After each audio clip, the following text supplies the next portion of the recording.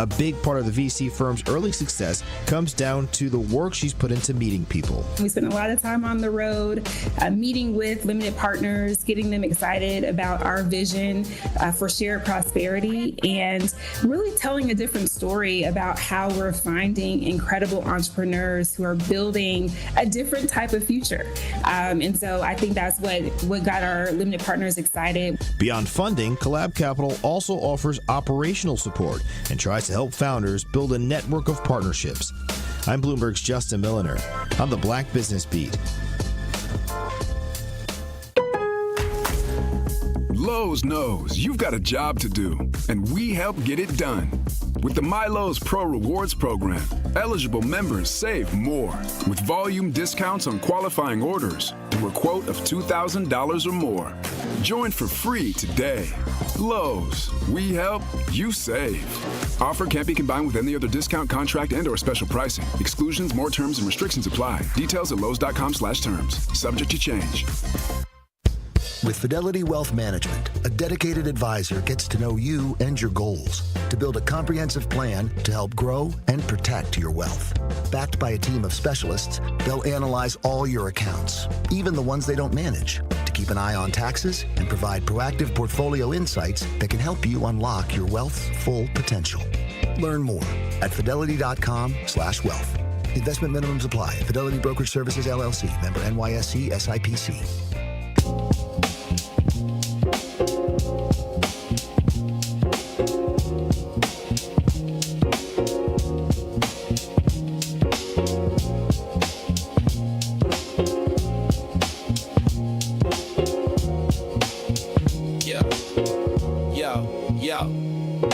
He steps to the mic with a boom, ping, ping. Wisdom sharper than a beast's fierce sting. Words like fireflies that light the night. He turns the dark into blazing bright. Boom, ping, ping, the truth takes wing. Milwaukee's voice, let the city sing. Boom, ping, ping, hear the freedom ring. Sherwin's the king, all the airwaves king.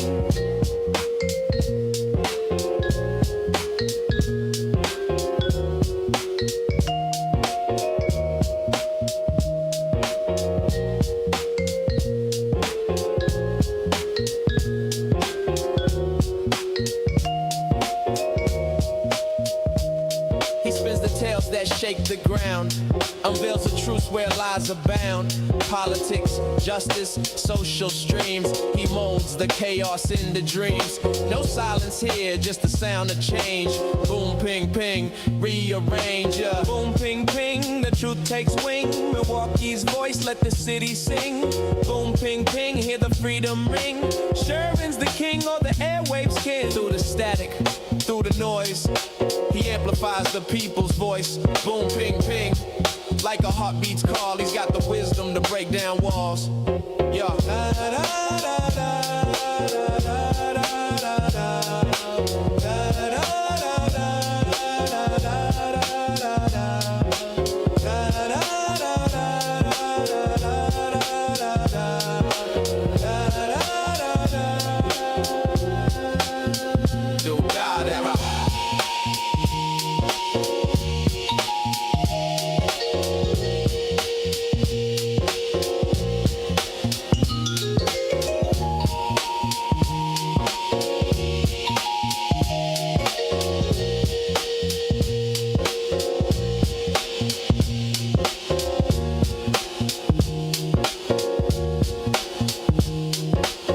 Good morning.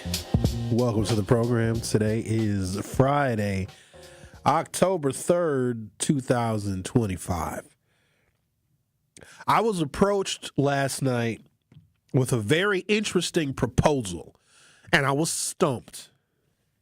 And whenever I'm stumped, I got to rely on other things and other resources and sometimes other people to help me get some clarity or to get some understanding. And today, you all are going to be my resource. It's a unique opportunity. It's not 100% yet, but I was presented with an idea. Someone who, let's just say, they're very philanthropic and they are saddened by the conditions that we see every single day in Milwaukee. A lot of stuff that we talk about, some things have gone unaddressed for many, many years. And these problems, these social problems, these social ills have just been pervasive for so long. And this individual believes that it's why Milwaukee is still kind of held back, because we got to spend so much time, effort, energy, and resources and creative thinking on how do we reduce and mitigate some of the negative social indicators that really harm our community.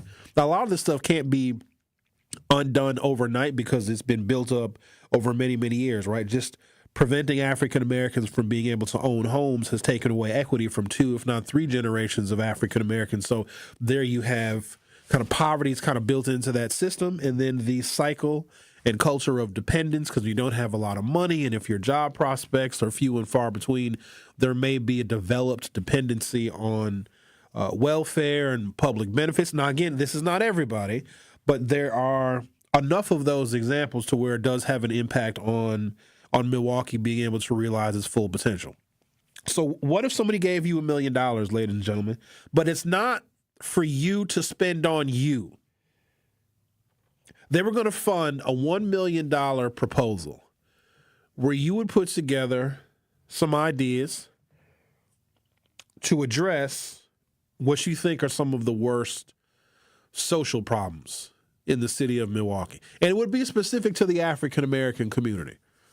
This is not to help poor whites that are addicted to heroin. They have plenty of resources for that.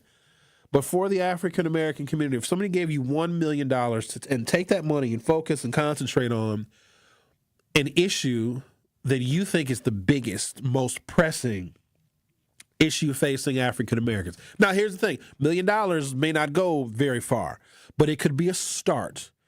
You would come up with an idea to address whatever you think the biggest social ill is that needs to be focused on or examined more, maybe something that our elected officials are missing.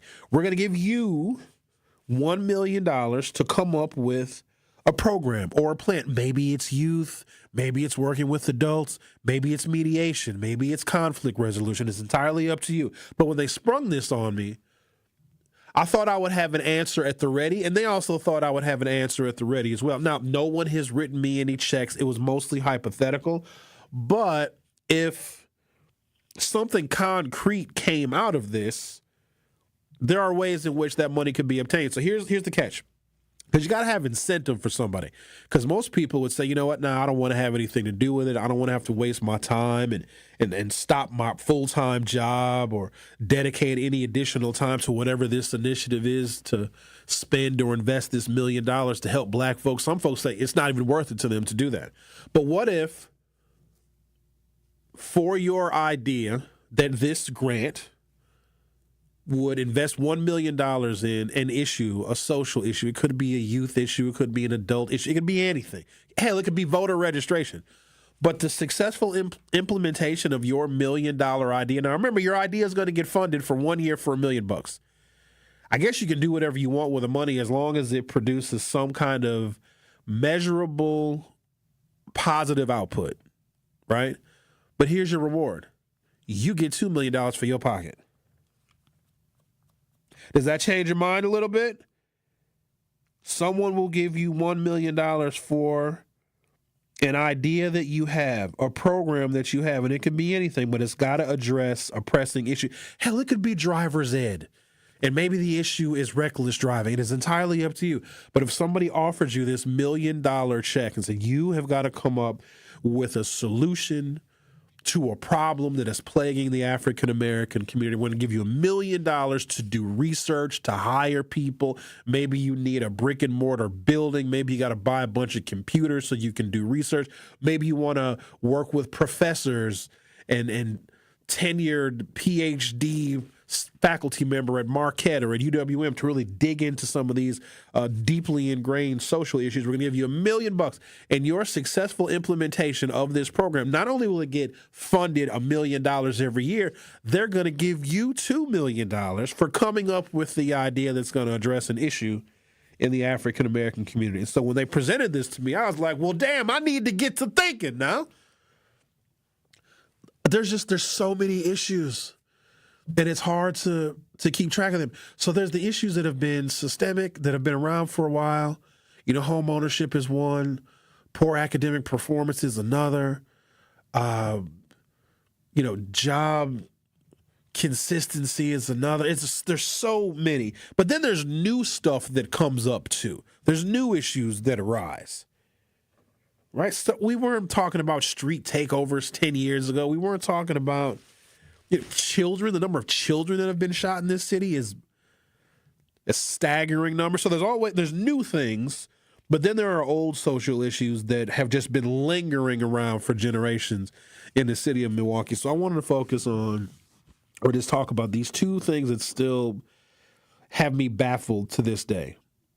One is literacy. We talked a little bit about it yesterday, and it's a reason why voter turnout is kind of suppressed in the state of Wisconsin, even though we have one of the highest voter turnout rates in the country. It's something like 73 to 75%.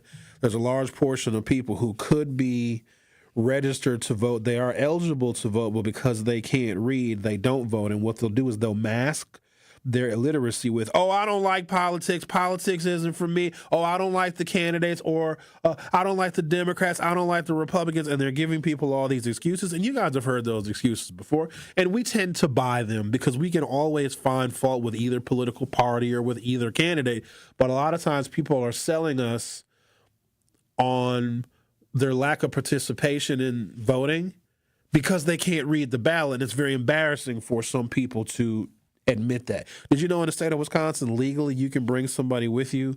So if you go into a little voting booth, that little cubicle, legally, you can bring another person with you to read the ballot to you, and no one can say anything to you. In fact, if they try and stop you from bringing somebody with you into your little voting booth, that's against the law. So I just want people to know that, especially if we have a referendum. Hell, I sometimes need somebody to read a damn referendum to me. Whenever we have a referendum on the ballot, that's the first question that I get when I get on air. Sherwin, what the hell does this referendum mean?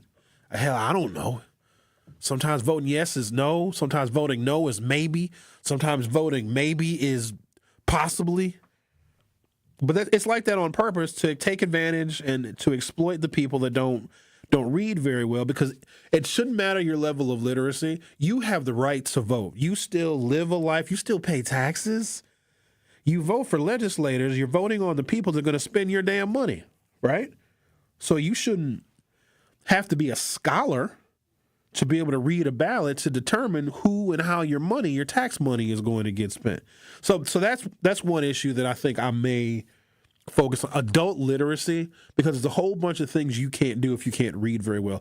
Bunch of jobs are totally off limits to you. Even applying for some jobs is probably off limits to you. So I might focus on improving adult literacy, because when you improve that statistic, you dramatically improve people's life chances in a bunch of different other social categories. But then there's this other thing that I just found out.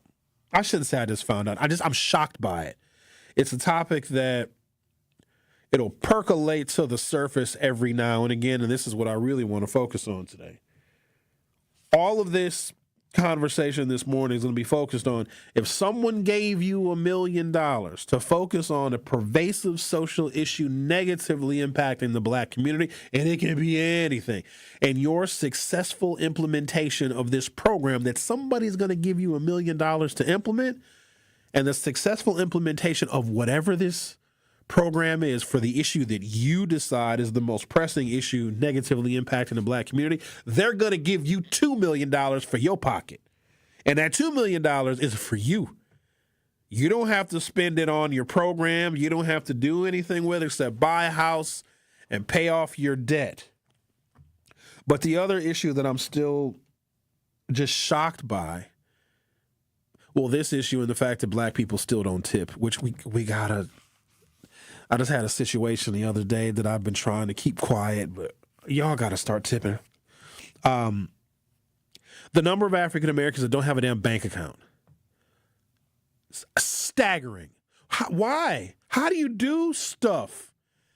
How do you have a financial history? Like, how do you navigate this world with no bank account, no debit card, no check card, no credit card, nothing, just pure cash. Us and Latinos, surprise, surprise, are the most unbanked. And if you count another category, where you're underbanked, where you may have a checking account or a savings account, but you still rely on like payday loans and check cashing places, which are incredibly expensive. I might want to focus on that. Why don't more African Americans if you have a job and get a paycheck, where does your check go? Because if you don't have a bank account, you can't get direct deposit. Do you get a paper check? Yuck. All right. Got some things we're going to discuss today, and hopefully we can arrive at some wonderful solutions that improve the quality of life for everyone in our community. You're listening to The Truth with Sherwin Hughes on 101.7 FM. Don't go anywhere. I'll be back shortly. The Truth with Sherwin Hughes returns after this on 101.7 The Truth app, and 1017thetruth.com. Need a way to hype up your day? Hey, is this Carolyn? It is. Congratulations, Carolyn. You just won this Congratulations. Woo! God is good all the time. What would you do with $5,000? I'm going to buy my nieces some school clothes because my nephew just passed away. Aww. So I'm going to get them some clothes. Stay tuned into 101.7 The Truth for your chance to be entered into the Gruber Law Office's 5K giveaway. For contest rules, visit 1017thetruth.com. Talk to these people in terms of how do I register for this program despite my reservations and my previous experiences of rejection? Yes, I tell anybody and everybody that you can buy a house. It may take somebody longer than the other person depending on what your circumstances is with your credit and income and affordability, but you can purchase a house. The first step would be is to register for our program. You can come to our office, 7830 West Burleigh Street, or you can give us a call at 414-461-6330, or just go onto our website, hri-wi.org. Register for the first-time home buyer education workshop. That's going to be your first step to home ownership. During that class, you're going to learn everything that you need to know from A to Z, how to get approved for a house, how to look for a house and put an accepted offer, and how to close on a home. You are listening to The Truth with Sherwin Hughes on 101.7 The Truth, The Truth app, and 1017thetruth.com.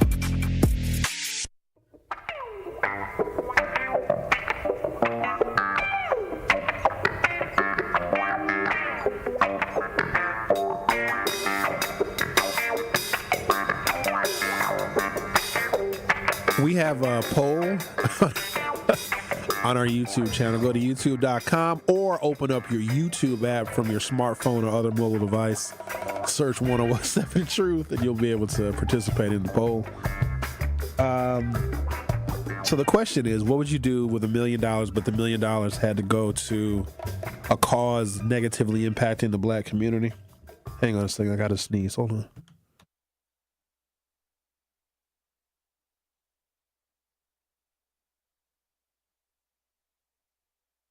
Damn. Oh, these allergies is killing me, Rick. I almost didn't come in today, but I figured I could do a little show with a little bit of a runny nose and a sneeze. You need some Kleenex. I got some. We got here. Oh, I'm Toilet paper. Oh, this will work. Y'all know it's gonna be raw. That's all right. I'll be all right. It'll grow back. It's gonna be a long 3 hours. So let me read a couple of the things that you guys are suggesting. This is a real proposal, you guys. If somebody says, come up with an idea that can address a systemic, pervasive issue in the black community that maybe people are missing, maybe they're not paying enough attention to, maybe the mayor is missing it, maybe the council is missing it, or maybe it's something that just needs to take place at the neighborhood level that higher level officials just don't have the time, the effort, and the energy for, we're going to give you $1 million to implement a solution to this situation, to this problem. It could be anything, right? It could be voter registration. It could be literacy. It could be addressing reckless driving, whatever, right? But then to implement it, and if it's a successful implementation of whatever this thing is that you want to rectify that's harming the black community specifically, they'll give you $2 million. So I'm going to read some of the comments here. This is why we can't have nice things. So Gerardo says, he'd pay $1 million to bring back jamming with juice. Now, hold on. It was good, but they wasn't that good now. That's what's bringing them back going to do to the community. What's that going?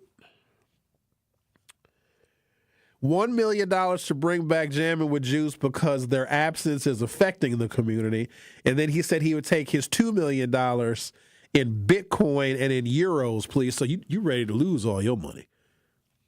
Y'all don't know that Bitcoin isn't even real. It's a scam. And I know some of y'all believe in it and you think it's like the future of money. I just know too much about the history of Bitcoin to ever put real, what we call fiat currency, real money, real dollars into Bitcoin. I think recently it reached $120,000 per Bitcoin. Don't worry, it'll go back down to 60, and just like that, you've lost half your money. You know what else is interesting? Gerardo is not African American, but I don't know, a few months ago, because I think that people were excited because Donald Trump's administration is very pro cryptocurrency. I don't even know what the hell that even means, but I do know this. If the Trump administration is behind something, there's probably like a scam somewhere in the making or a grift somewhere. So this is a presidential administration that is pro crypto, and we're in what we call a deregulatory environment. So there'll be less federal regulations on cryptocurrencies.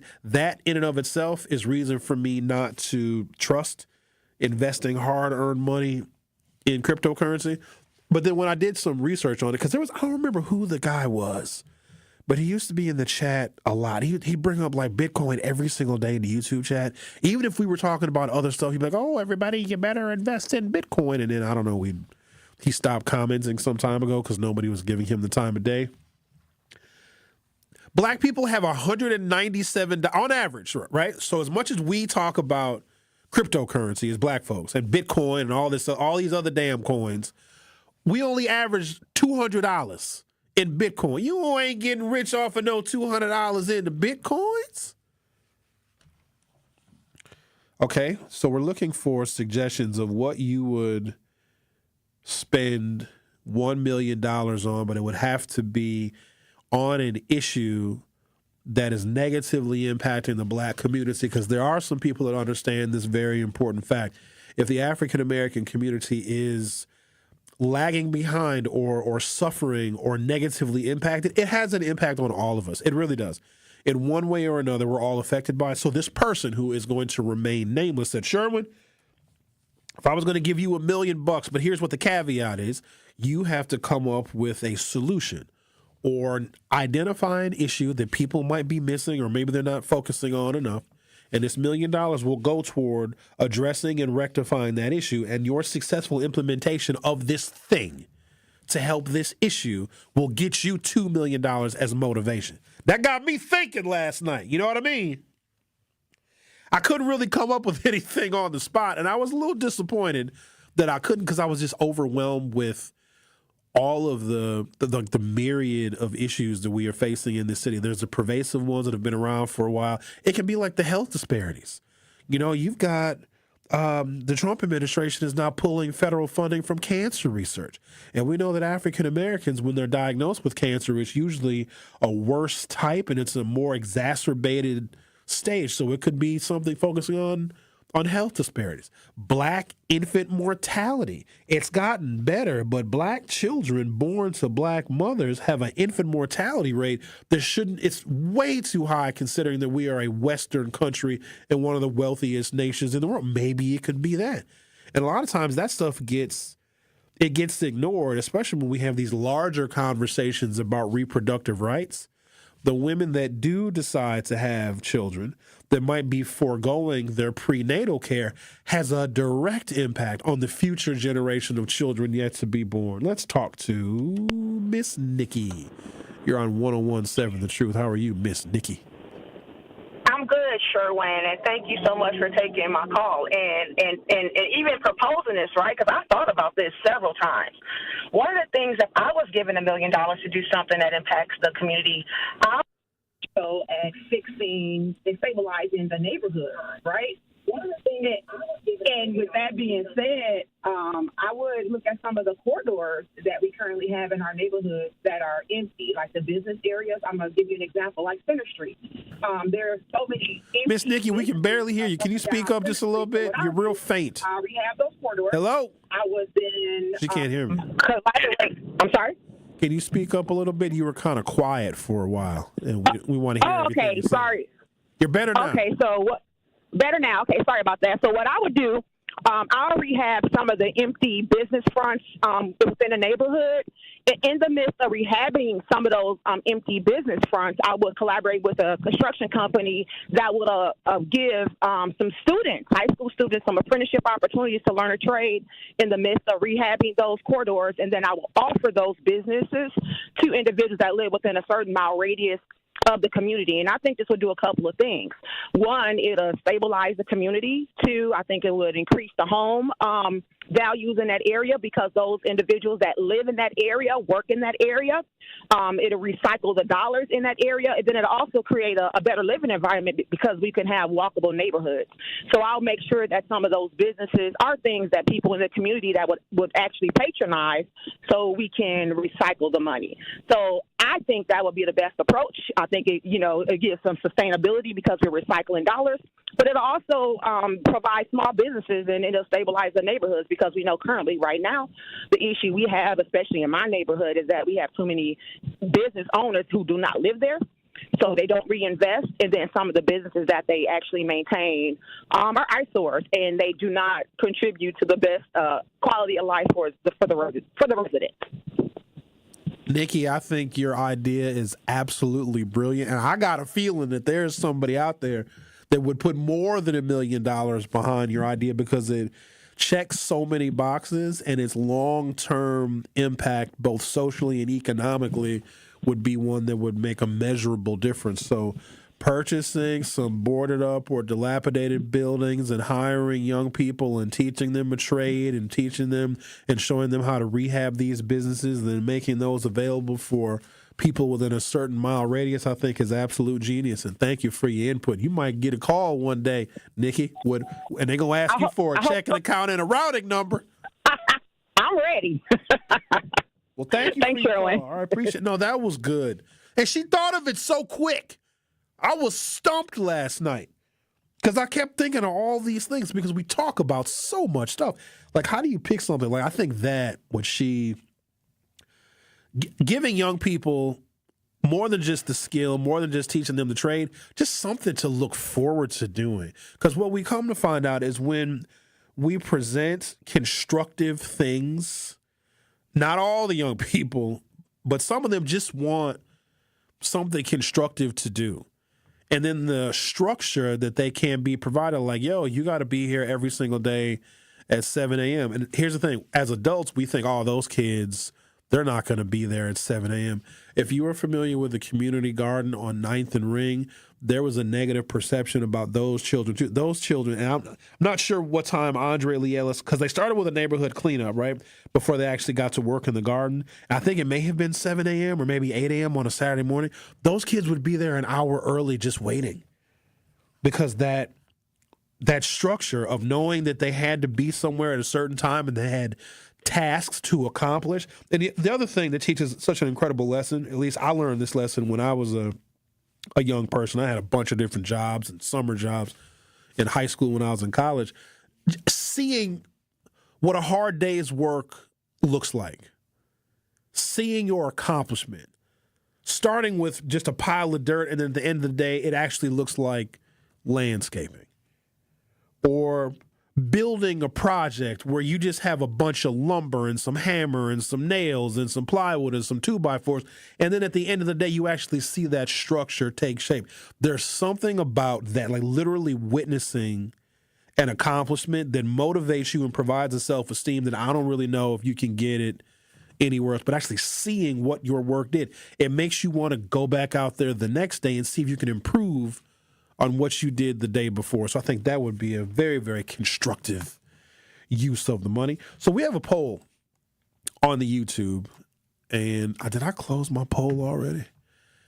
And it's a simple question that I don't want to overlook this because in the numbers I'm going to share with you in a little while, there's millions of African Americans that don't have a damn bank account. And if you don't have a bank account, you don't have a financial history. And if you don't have a financial history, you probably don't have a credit history. And if you don't have a credit history, how are you going to go to a bank or to a credit union to get a loan to finance a car, to buy a business or invest in a business or even buy a home? I think that is something that needs to be focused on as well, because I don't know about where you all went to school and what the curriculum was like, but I had we had classes we had to take at Brown Deer High School where we had to learn and follow the stock market for a whole semester. And it taught me and gave me a head start on what investing actually looks like. So it became second nature when I actually got a job and a career and a salary and got some money.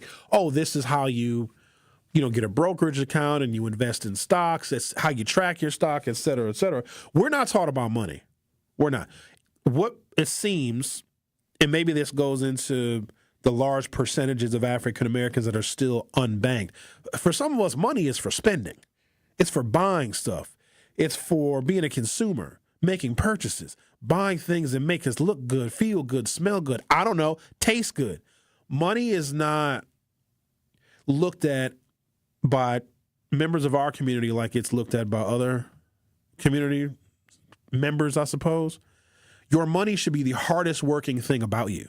Your money is labor, right? Because it takes labor to make money. But then once you have some money, and I'm not even talking about a big amount, that money can go to work for you. Because all you need is some spending discipline and time. There are investments that have been proven to pay 10%, 15%, 20% every single year reliably and consistently since World War II. And none of it is rocket science, but we are so distant from that world of just putting a little bit of money away. Like if you have an 18-year-old, your 18-year-old puts away, it's a really small amount of money. It's either $25 a month or $25 a week. By the time they're 50, they'll be a millionaire. Y'all waste $25 on weed. Stop with the weed. Put the weed money in the stock market and you'll be rich. I'm going to talk about unbanked African Americans. Take our poll.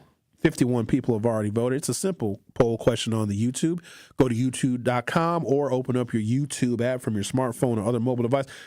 Do you have a bank account? Yes or no? 6% of you don't have a bank account. I'm curious as to why. So if you want to type in the comments section in the YouTube chat of why you opt, because at this point it's got to be a choice, right? It has to be some reason that we might be missing why you don't have a bank account. So I'm very curious as to why people are opting not to put their money in any kind of financial institution, a bank, credit union, etc. The Truth with Sherwin Hughes on 101.7 FM. We'll be right back. The Truth with Sherwin Hughes returns after this on 101.7 The Truth app, and 1017thetruth.com.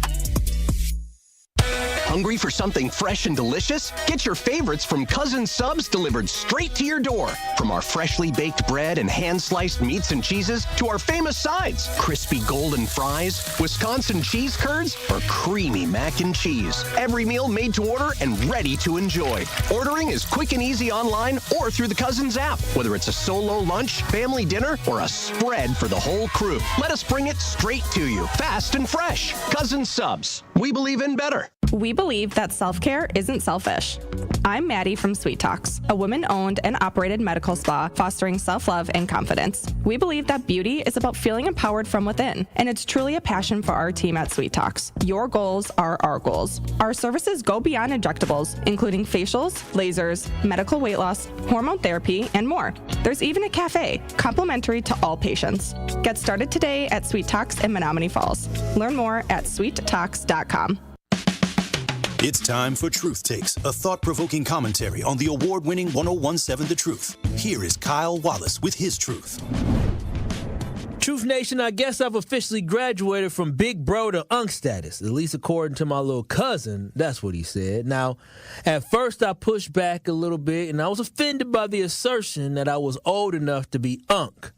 But after a little thought, y'all, I actually embraced the label of being unk and the responsibility which comes with being quote-unquote unk. See, as unk, I think it's my duty to look out for and support the youth and young cats coming up after me. Embrace the role as being a mentor and role model and aim to protect our kids at all costs. With the news cycle always seemingly being negative towards the youth, we need to take it back upon ourselves to change the narrative and uplift our youth. Our kids are so much more than fights, stolen cars, Kia boys, or acting a fool in public. We can't allow a small population of children to depict who our kids really are in the city of Milwaukee. You have to resist the urge to want to bash our kids and be so quick to pass judgment or disparage the youth. And we gotta stop acting as if we were not once in their shoes, making poor decisions, having regrets. I know we have all been there. Now, regardless of how funny it may sound to say YN, don't label our kids that. That is far from a term of endearment, and we have to remember you become what people call you. If someone calls you dumb over and over and over again, you may start believing that you are dumb, and you may start having self-doubt in oneself. Don't put that type of self-hating energy on our youth, Milwaukee. We need to call them YKs and YQs for young kings and young queens, even when they might frustrate you. Remember, they are still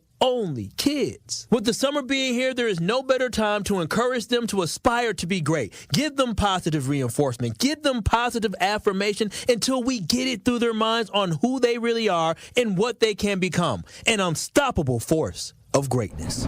Listen to Truth to Power with Kyle Wallace weekdays from noon to 1 p.m.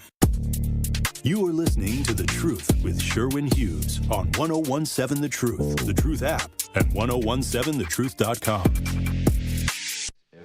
Come on, I show you.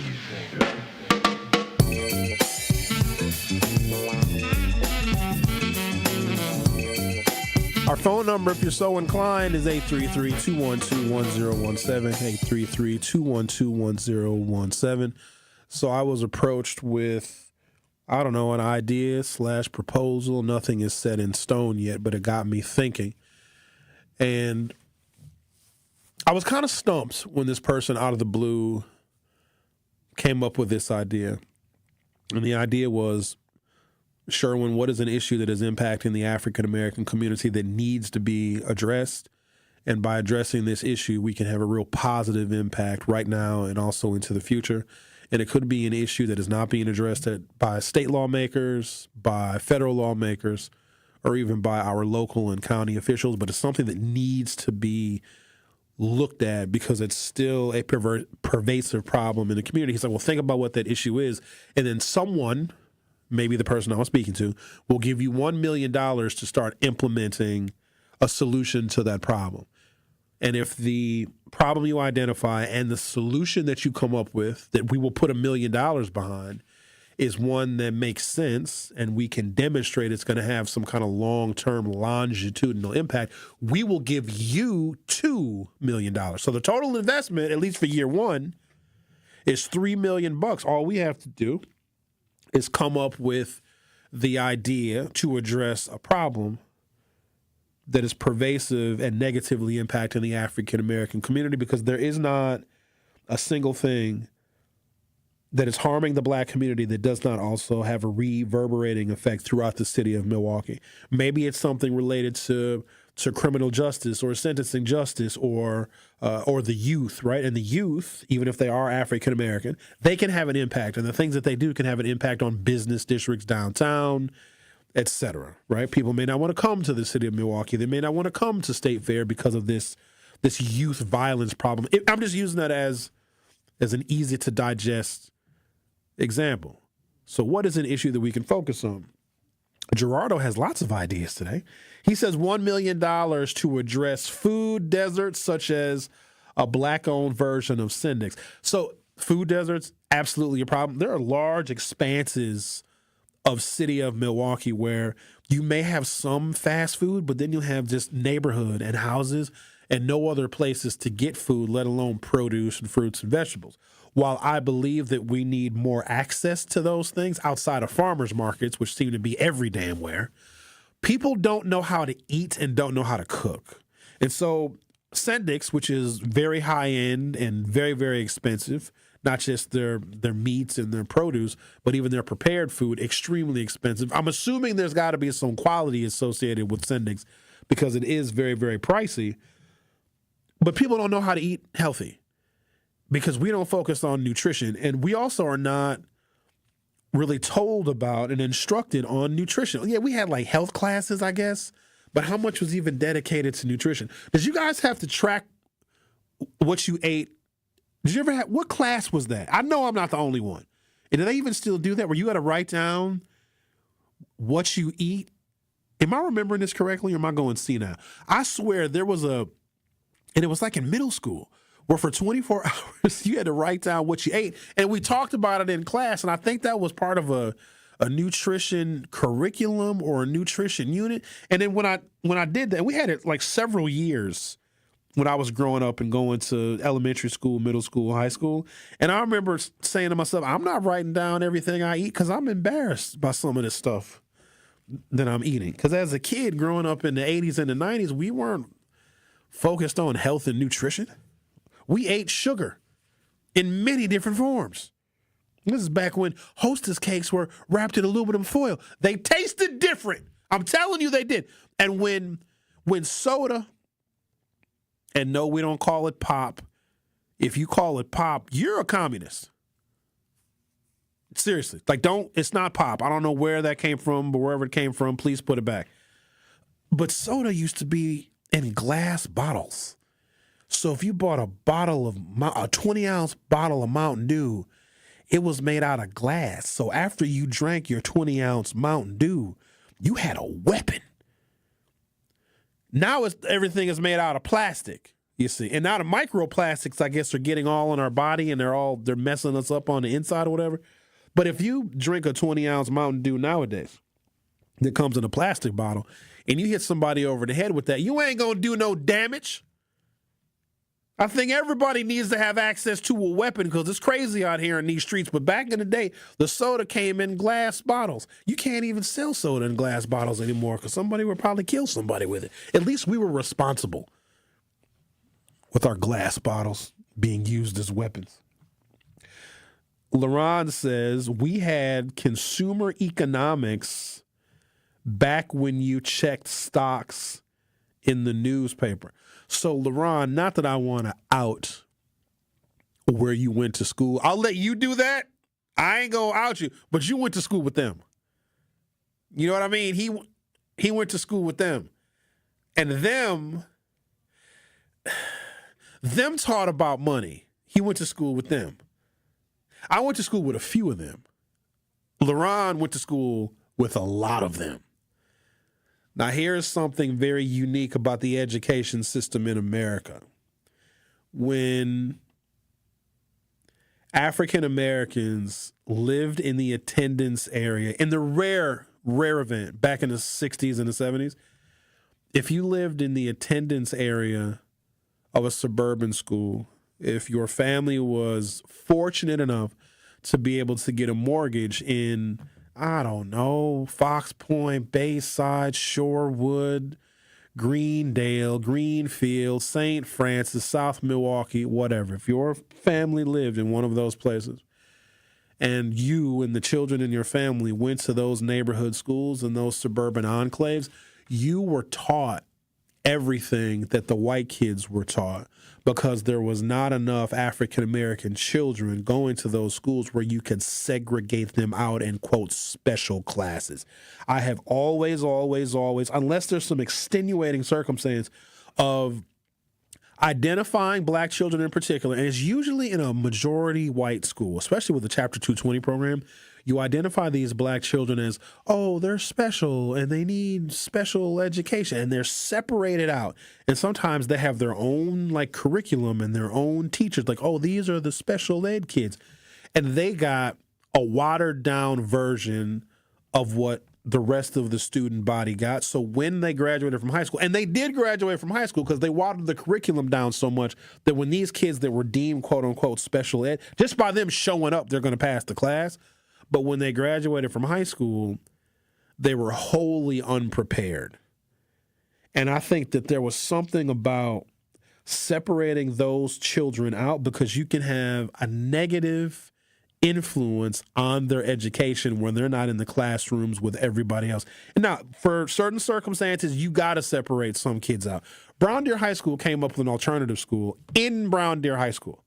And it was a lot of kids that were bussed in from the central city. Now, granted, some of the kids that I went to school with that were bussed in from the central city via the Chapter 220 program were way behind on grade level reading, math, et cetera, et cetera. But I don't know if they were that behind where they had to have a whole different school day. Like, they went to school for actually less hours than we did when they had this quote-unquote alternative school that was inside of Brown Deer High School. So you would see your classmates in the morning, and then you wouldn't see them for the rest of the day because they went somewhere else in some dark, dank dungeon in Brown Deer High School, and that's where they got their quote-unquote alternative school education. There's something about that that's troubling. But when there are not enough African Americans in a particular school district or school itself where it doesn't make any sense to segregate them out, they got the same education as the white kids. White kids are taught about money. And it might be reinforced at home, but they certainly get it as a part of their curriculum in schools. And I think that is missing. And that has a long-term negative reverberating effect in the black community because far too many of us don't know what to do with money, not just how to invest it, but hell, sometimes we don't even know how to spend money. And tipping behavior is a part of financial literacy, and we're behind on that as well. But the sheer number of African Americans that have no financial history, no bank account whatsoever. If you're 50 years old and don't have a checking account, and you've never had a checking account, how have you done stuff? Are you just cash all the time? I don't like having cash. Let me see how much cash I got. I don't really have a lot of. Let me see. That's it. I got one $20 bill. If you rob me, this all you gonna get. Well, I got some credit cards in here now, but I just have those turned off.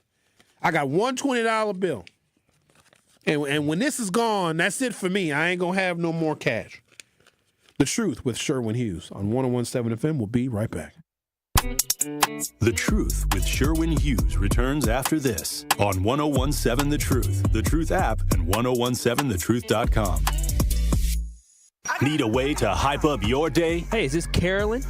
It is.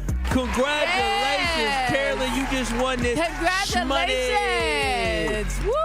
God is good all the time. What would you do with $5,000? I'm going to buy my nieces some school clothes because my nephew just passed away. Aww. So I'm going to get them some clothes. Stay tuned into 101.7 The Truth for your chance to be entered into the Gruber Law Office's 5K giveaway. For contest rules, visit 1017thetruth.com. It's 101.7 The Truth. Dr. Ken Harris for Pella Windows and Doors of Wisconsin. Sometimes teams take a timeout to regroup and call the right play. When it comes to your home, Gina Della and her team at Pella Windows and Doors of Wisconsin always have the winning game plan. Check out the championship caliber play call this month. A whole house of beautiful, new, energy-efficient Pella windows for as low as $297 a month, and get this, 0% interest for up to 60 months. That's like running a drive that keeps moving the chains with no penalties and no interest. And I can tell you from my experience, Pella Windows actually stop the drafts. You'll stay comfortable no matter how cold it gets outside. Think about it. Energy savings, comfort, and a great monthly payment you can actually manage. That's why I trust Pella Windows and Doors of Wisconsin, and why this is the right time to make your move. Call today and schedule your free consultation at PellaWI.com. Certain restrictions apply. Ends 10/31 of 2025. Ready to buy your first house, move into your forever home, or simply refinance? At Associated Bank, they've got you. With the right lending plan and guidance, you can achieve your dreams. Your financial goals are much closer than you think, and Associated Bank is excited to help you reach them. Learn more at associatedbank.com/lending or ask a banker for details. Subject to credit approval. Member FDIC. Equal housing lender.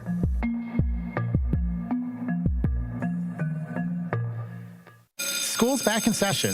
Kids have their backpacks, school supplies, and new clothes. But are you ready as a parent? Families are the single most important factor in a child's academic success. This year, get to know your child's teachers. Stay engaged with their learning. Don't be shy about asking questions along the way. Because as a parent, you are your child's first and most important teacher. Learn more about how City Forward Collective is helping families, students, and schools thrive at cityforwardcollective.org. Life's better with American Family Insurance because we know you love working weekends. If it means working on your dream home, both inside and out. And we're here to help protect those dreams so you can enjoy peace of mind. Save up to 40% when you bundle home and auto. American Family Insurance. Get a quote and find an agent at amfam.com. Products not available in every state. Some exclusions apply. American Family Mutual Insurance Company SI and its operating company 6000 American Parkway, Madison, Wisconsin. You are listening to The Truth with Sherwin Hughes on 1017 The Truth, The Truth app, and 1017thetruth.com.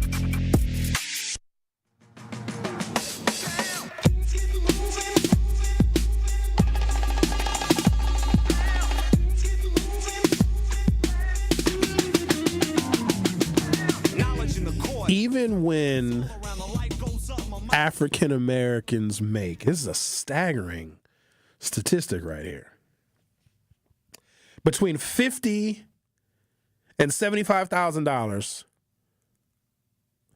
5% of black households still don't have a bank account. And I call that a middle class income. Between 50, like how do you, there's got to be a reason. Is it because we don't trust the banking system because we think that BMO is going to run off with our money? Or we think the financial system is going to collapse and then our $1,300 that we have in a checking account is just going to disappear? Do we think Trump is going to take our money? There's got to be some kind of reason that I'm missing as to why so many, and the number should be zero, but it's almost 5% of African Americans who make between, and as you go lower in salary and income, the number of unbanked people gets higher. All right. Racial disparities in who is unbanked. Share of households that are unbanked, 4.2% of U.S. households, or about 6 million people, have zero checking accounts and zero savings accounts. 6% of adults were unbanked in the year in which we have the most recent data, which is 2023, meaning neither they have a spouse or a partner. So there's no checking account or savings account anywhere in the house. So no checking, savings, or money market account. Racial disparities. Black and Hispanic adults are far more likely to be unbanked. 14% of black adults and 11% of Hispanic adults had zero bank accounts, no checking, no savings, no money market account. That is probably like 5 million black people that have no bank account versus white at only 4%. Whites and Asians, 4% of their.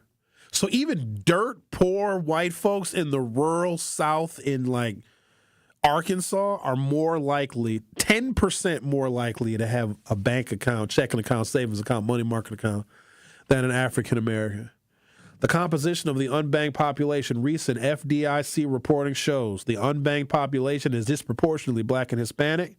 Media summaries of the FDIC data note roughly 1/3 of unbanked households are black and 1/3 are Hispanic.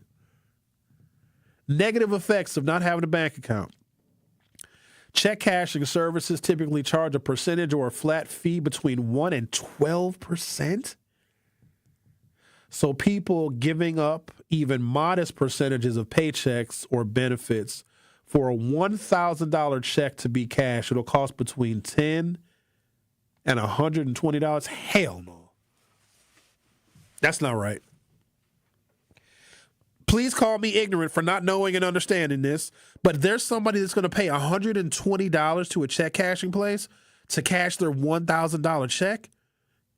So your $1,000 check is now $880, not to mention just inflation and the high cost of goods and services and groceries, to pay as much as 12% to cash your check. That should be illegal.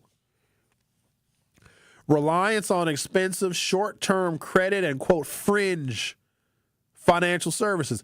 Unbanked and underbanked consumers, disproportionately black and Hispanic, use payday loans, title loans, rent-a-bank schemes, I never even heard of that before, or other high-cost credit.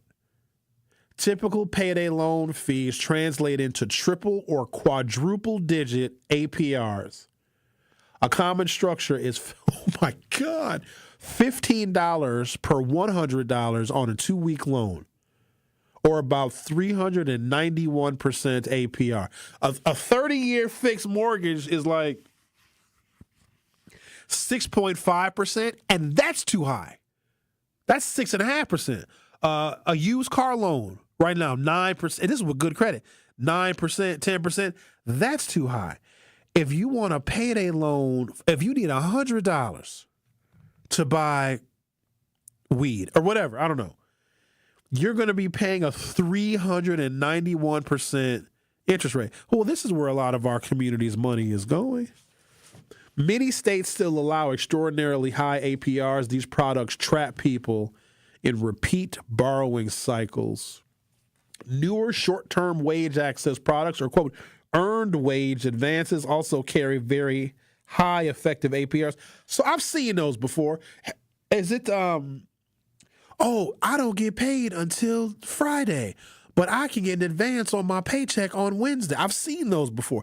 And those aren't free, right? If you are short money, and I assure you throughout my life, I have been short money. So when I worked for the House of Representatives, when I worked for Congressman Tom Barrett, we got paid once a month.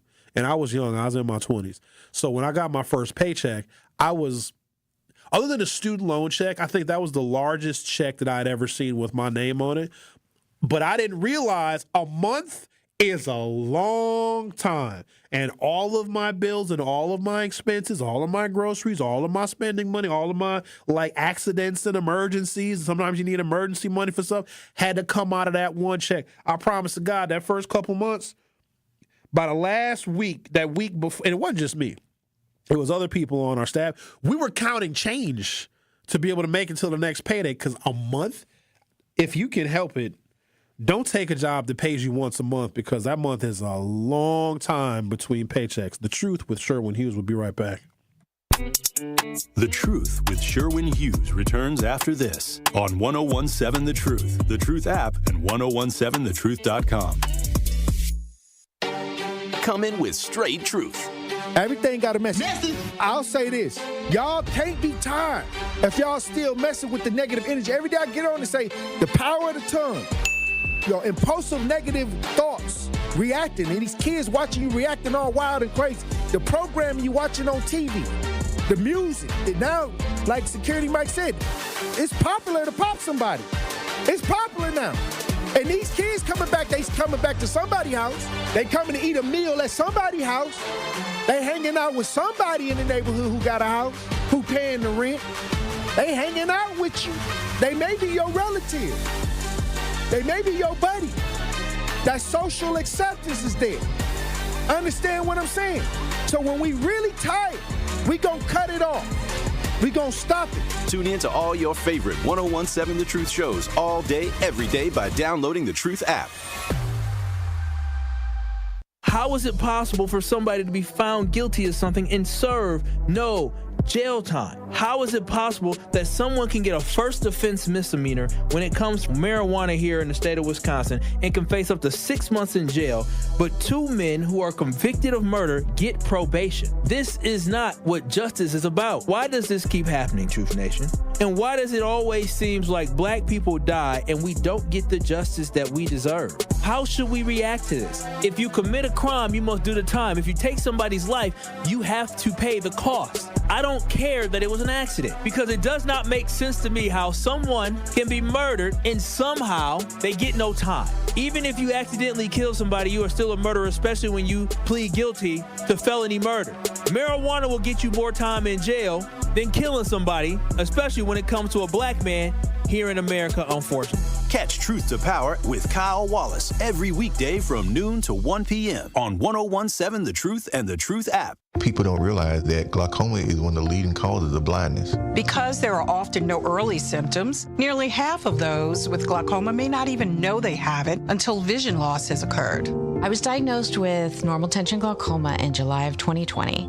And what we found out at that point was I had already lost 40% of my sight. And you think it only affects people that are, 75 or older, retired, grandparents, and that's not the reality of it. I didn't think at all glaucoma was going to affect me because I didn't know of anyone that had glaucoma, no one in my family. When you have glaucoma, you can't get back that sight that you lost. And so early detection and treatment is vitally, vitally important. Don't miss life's most beautiful moments. Schedule an eye exam today.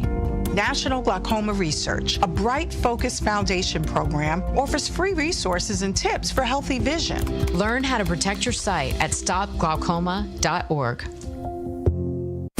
Listen to the man who tells you exactly how he sees it. The Truth in the Afternoon with Dr. Ken Harris every weekday from 4 p.m. to 6 p.m. on 101.7 FM, 1510 AM WGKB Waukesha and W269DL Milwaukee, a locally owned Good Karma brand station.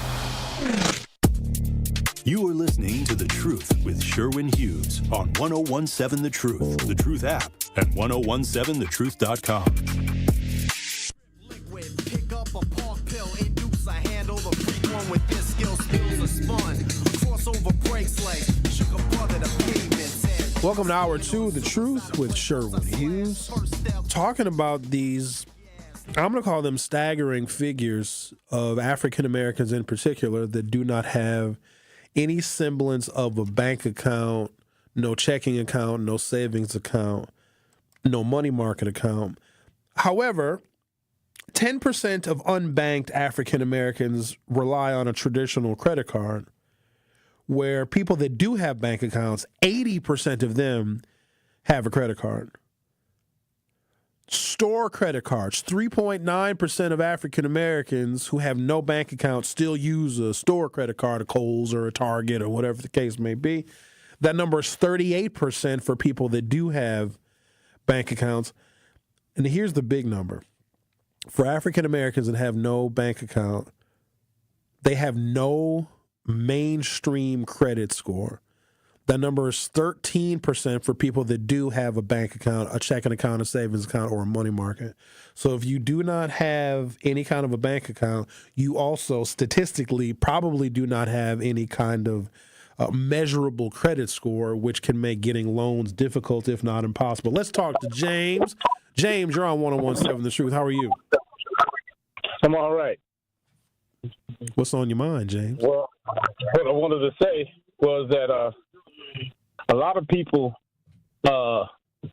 get scared of when they become adults if they had kids while they were young, because one of the biggest factors I've seen a lot of men run into is these child support agencies with the interest amount on child support and putting a lien on everything. So how does not having a bank account...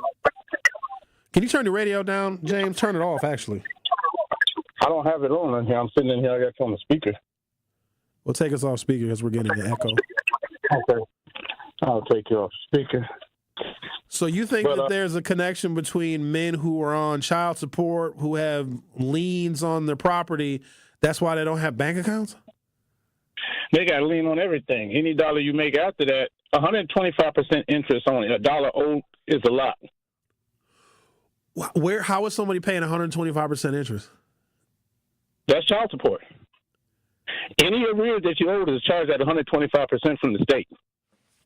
That must be annually. Because you know what? I think you're right, because they charge interest daily on your arrears. Yes. Now, but here's the thing. So any dollar you owe us, you owe $1.25 to the state. And it ain't like they pay anything into it, but they want an interest.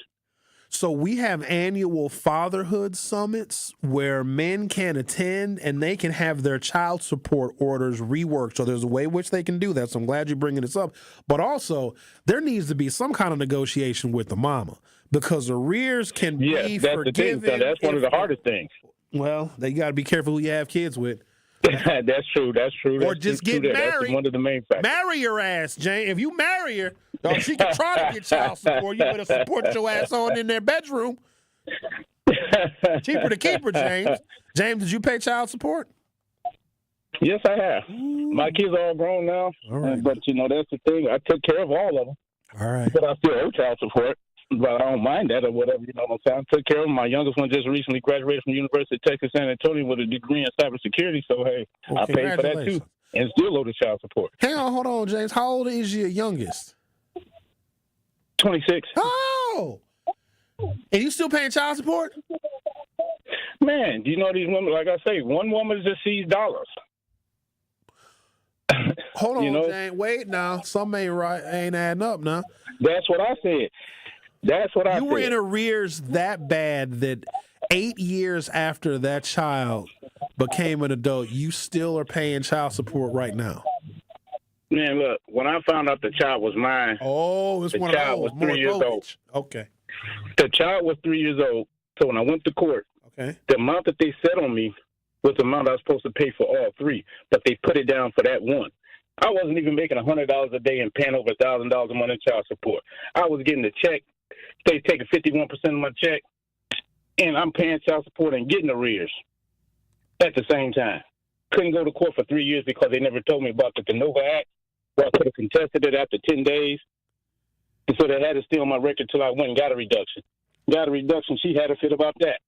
Don't want to take the arrears off me. So when I left out of child support that day, and when my son was 3 years old, I left out of there $15,000 in arrears. And you've paid a heck of a lot more than $15,000 in arrears because interest on those arrears are calculated daily. Exactly. James, you should have just went to Mexico and changed your name to Juan. You should have just got out of here. Man, already. You know what I'm saying? Well, so, how like much longer do you have to you know, go? On the last child support you're paying, how much longer until you're free?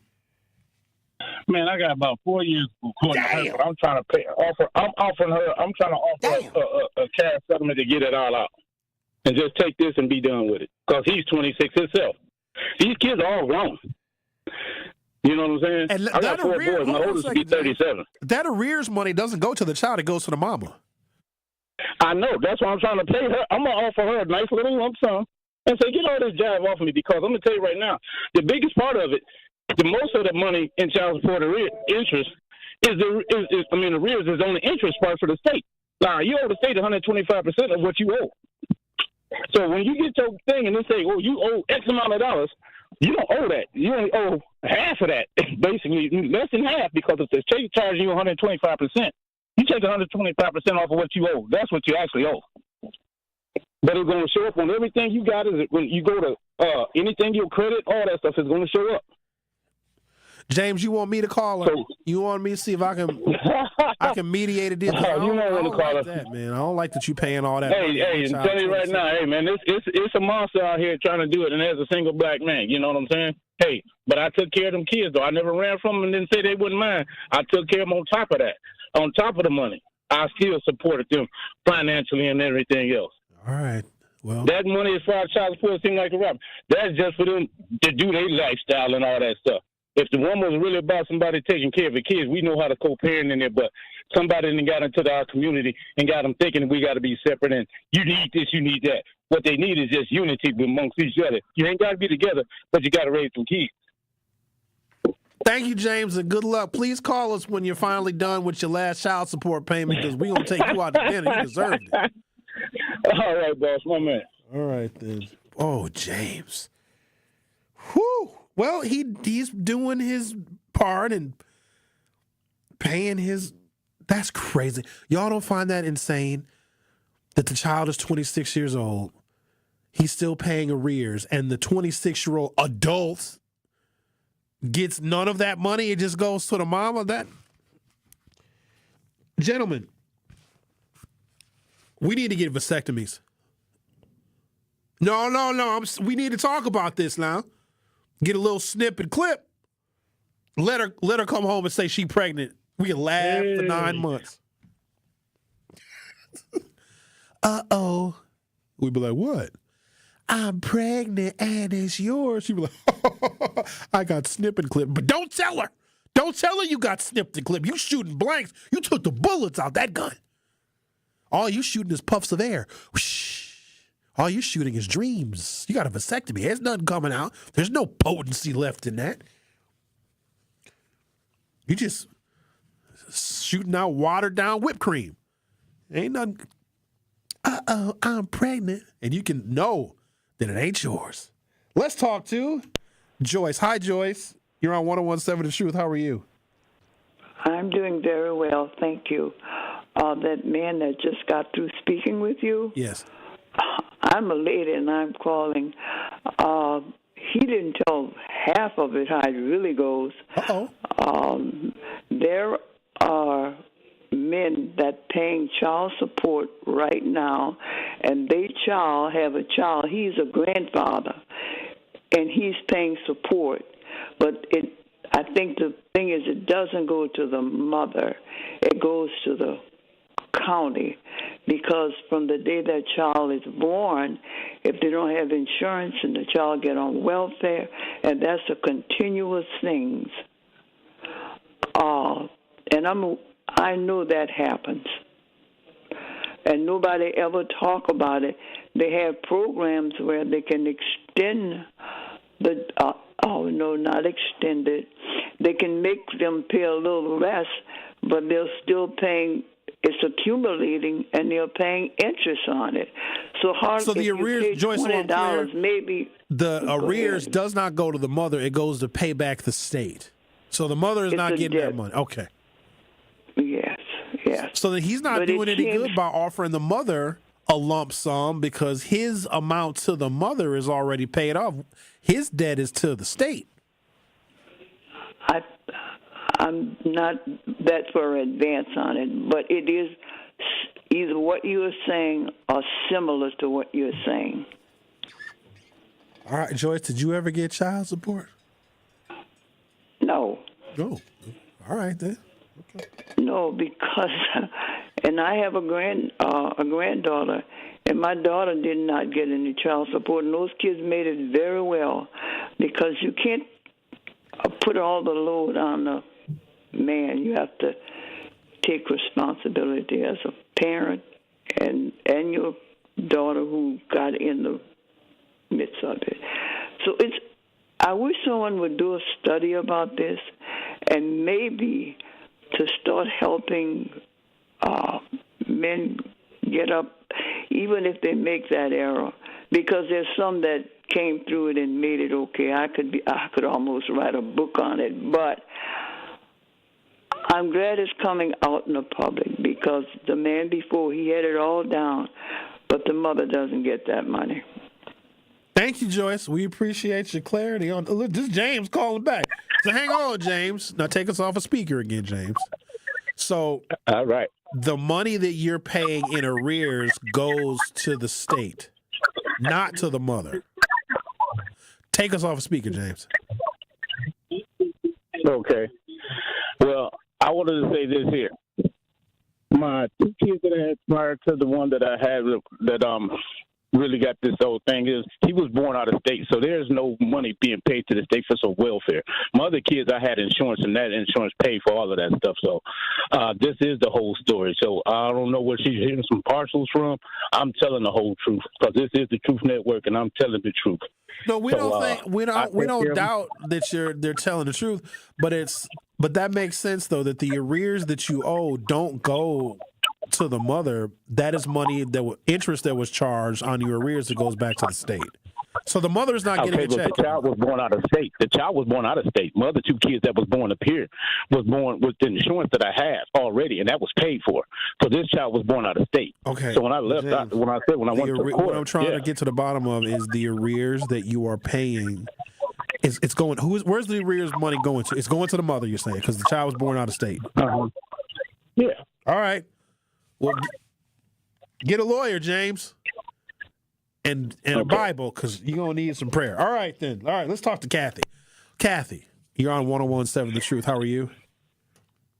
Great. Let's make it real clear with this, what they come out with child support. All those people are right, but they're kind of got it turned around a little bit. I know exactly what they're talking about. What you need to do is bring somebody on there from child support. They're happy to come on and explain it all to you. He may be paying a combination of both. A little bit to the mom, a little bit to the state. What they mean by the state is that at one point was birthday expenses, but they took that off. If she was on state aid for a while, they had the dads pay child support, but the money went to the state to offset split the difference in the child support and the estate money they were giving him. So he may be paying a little of both. But with a settlement, he makes a settlement to the state. If he's owed the state, they'll take a settlement. It may take $20 or $100 on a $500 case. And then the mom, you can make arrangements with her if she wants to settle. I wouldn't settle at all. But it may be a combination of both. And the interest on child support is 18%. Okay, so even if you're paying arrears on it, that's going to keep adding up. So you need to call them. Wait a minute, 18% annually? Because I do know in Wisconsin, unless they change the interest, but they need to call down there and call and ask, and they'll work with you on that. To bring somebody and have them talk with you, they'll work with you on that. But he may be paying a little bit to the state and to the mom, but the money belongs to the state because she was on aid for a certain amount of time. You can pay, and the kid can be 80 years old, so age ain't got nothing to do with it. 26 is a young person, really. So come and talk with the state, and they'll make a settlement with you. So you can make a settlement with the mom if you want to. But I'm going to tell you what you may need to do. It could be a long arm case from one state to another, okay? And then they transfer it over. She can move out of state. Child been born out of state. They get an order if she moved here or whatever, or if she's not here. There's different things that go on when you're doing interstate cases, okay? So don't get it twisted. Bring somebody in from child support and have them talk with y'all. They have the father whose son, if no one wants to go there, they're going to get on the radio, and both parties are right, but they have it a little bit twisted. All right. That's a slightly twisted. All I'm saying is that you can get this. It's not a big deal. And when the men you do, y'all need to talk with the state and have them lower the interest rate down. Men, stop complaining and call down here.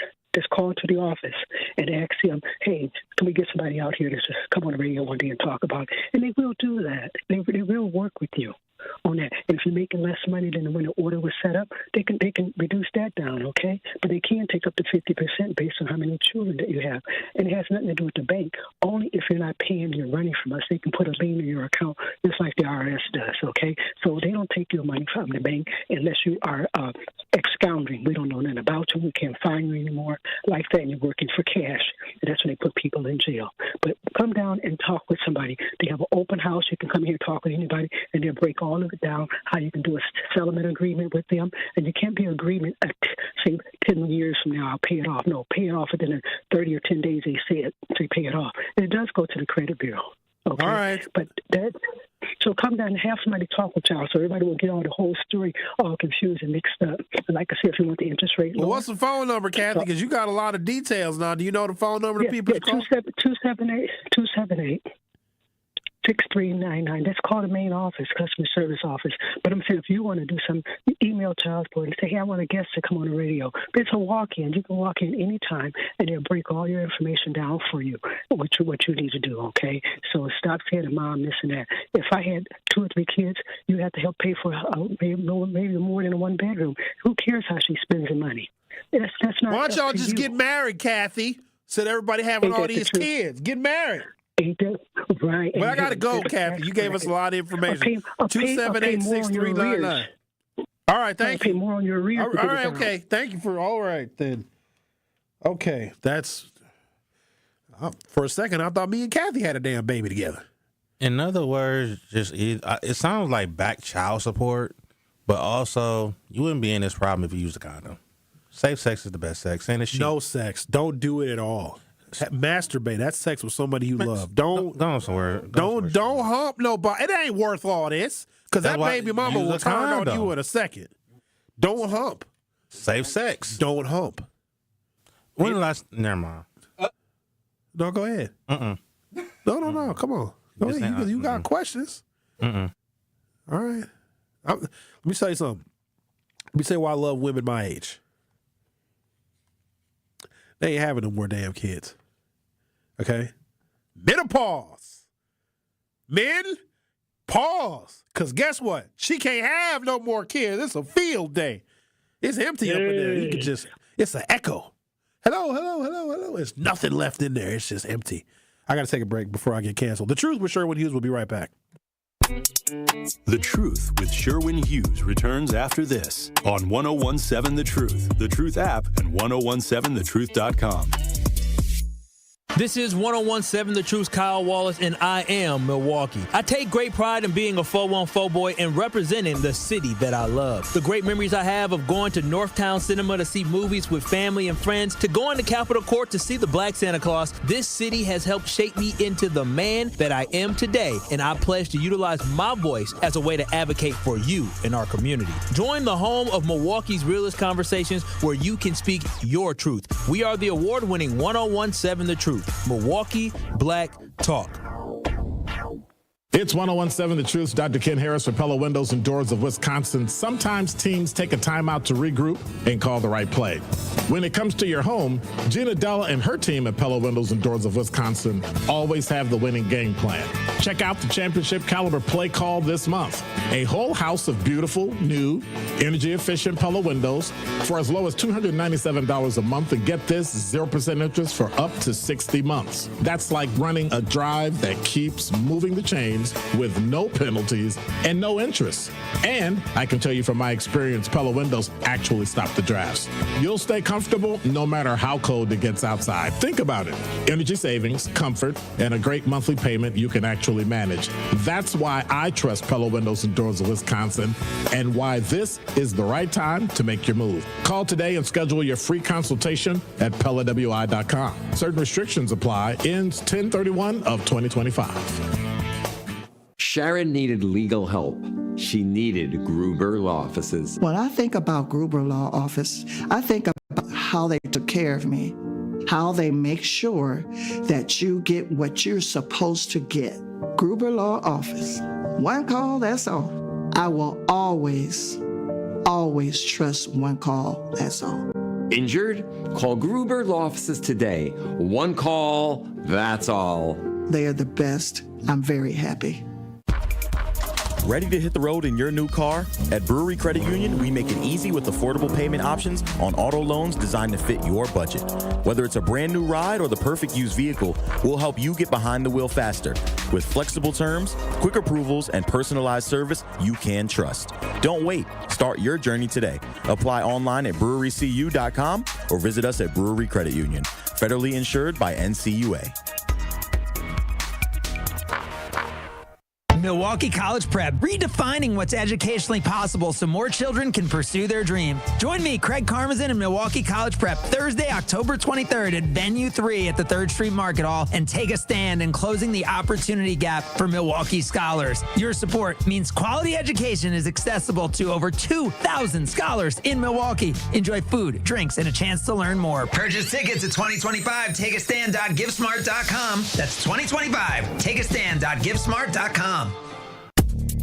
You are listening to The Truth with Sherwin Hughes on 101.7 The Truth, The Truth app, and 101.7thetruth.com. So here I am thinking we're having a conversation today about an idea that I was approached with. Hey, Sherwin, we'll give you $1 million to fund an issue that can have a positive impact on the black community. Maybe it's an issue that has gone unaddressed. Maybe it's an issue that has escaped policy and policymakers. You come up with an idea, and if the idea makes sense on paper, we'll give you $1 million to fund it. And then for your time and your effort, we'll give you $2 million, which will be your money that you can keep. So we went from that, and we had a couple of good ideas that were thrown around.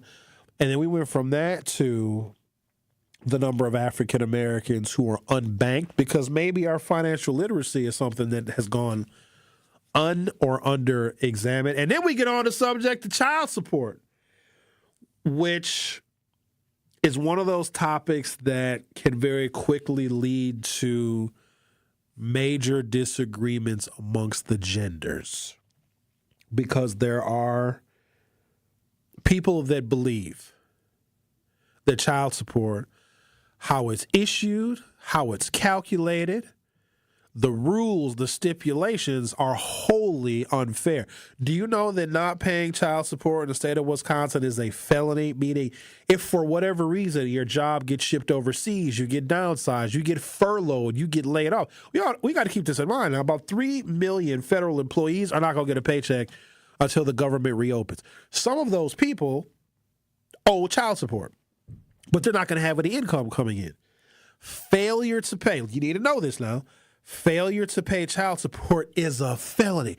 That law, I should say, doesn't make any sense because someone can lose their job through no fault of their own, and your inability to pay child support can get you a felony conviction. And of all of and we've had these conversations before. I don't often bring it up because it gets heated, and we oftentimes get distracted talking about it should be a controversial topic, but it is. The most disgruntled people, and I've had conversations about child support and child support system. It's going to come up organically. Just if you do talk radio geared toward the black community, child support is going to come up. But the most angry people, like a visceral kind of loathing of the child support system, and I've heard from a bunch of them, it's not who you would expect. It's not even the man that has 4, 5, 6 kids where his paycheck basically after taxes is evaporated. It's not him. Because I think to some extent, he either resigns to the fact that this is his responsibility, he's going to have to make do and get creative with how he's going to make enough money to be able to support himself. It's women. Have you ever talked to a woman that pays a man child support? Some men complain about it, obviously. They get very angry. They might post stuff on social media and might say unflattering things about their former partner. No one is more upset about paying child support than a woman. And right now, currently, I know 2, and they hate every part of the system. And it's interesting because in the rare event that a woman does not have placement, custody can be joint, but the father has placement. First of all, in a state like Wisconsin, what the hell did you do where you lost placement of your kids? So that's a whole nother conversation. But the way that a woman can communicate her anger and her indictment of the child support system and hate everything and hate everybody and hate her either ex-husband or baby daddy, women have more grace to indict the system than men do. If a man has an issue or a problem with paying child support, everybody piles on to him and say, well, you should have thought about that before you got her pregnant. Well, that's your responsibility. You got to take care of them kids. And we just throw things at that man and make him look evil or make him look like a deadbeat when he has legitimate criticisms of how child support is calculated. But if a woman pays child support, it's interesting because people will actually feel sorry for her. But wait a minute. She's responsible too. Woman that does not have placement of her children, you got to help pay for them kids and all them expenses and paying for, after school stuff and paying for tutoring programs and paying for the kids to go and for them to eat and all that other stuff. Like we give women, like we hear their complaints like, yeah, you're right. It's not fair, Susie, that you have to pay child support. Yeah, well, yes, the hell it is. If state law dictates the non-custodial parent pays XYZ dollars per week, per month, or a percentage out of their check, gender should not matter. Now, the real question is, what the hell did a woman do? And I didn't ask this woman that I know. I won't dare ask her because it's pretty common, almost regardless of all the other factors, for the woman, maybe the ex-wife, maybe the ex-girlfriend, whatever it is, for her to have both custody and placement. Those two things are different now.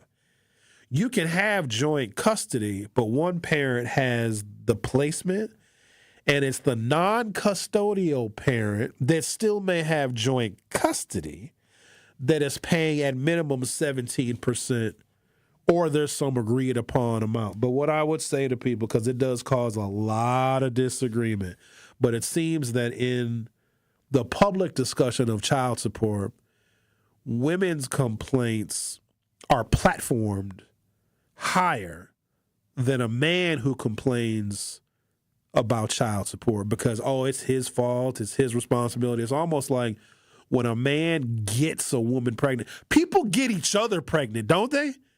Or is it totally a man's fault?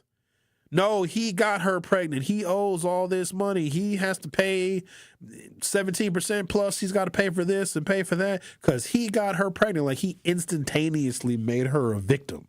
But then when the woman has to pay child support to a man, we still treat her like the victim. Like, oh, no, that's not fair. You have to pay that man. That man should denounce child support, which people can do. I don't know too many of those cases. Most people that I know, I'm going to say the majority of the people that I know are women that receive child support. It is a way to be vindictive. Y'all know this. Come on now. You know it's not always about, all of these child support dollars are going to go and help take care of the child. Like, it's the mama's needs first because there's no rules and stipulations on what she can spend the money on. And I think that's why I believe some complaints are legitimate, because a man or a woman could be receiving child support, whatever the amount is, and that man or woman that is receiving child support can leave the kids with grandmama and they can go to the club and buy bottles. There's nothing illegal about spending your child support money on anything that you want. And here's the other thing. Child support is tax-free. If you, with your job, make $4,000 a month and you get $2,000 a month in child support, that $2,000 a month in child support is free from state and federal taxes and income taxes and FICA taxes. So just a little FYI. It is tax-free money. But it's tax-free money because it's supposed to be used for the care, maintenance of a child. But legally, they can spend that money on whatever they want. The Truth with Sherwin Hughes will be right back. The Truth with Sherwin Hughes returns after this on 1017 The Truth, The Truth app, and 1017thetruth.com.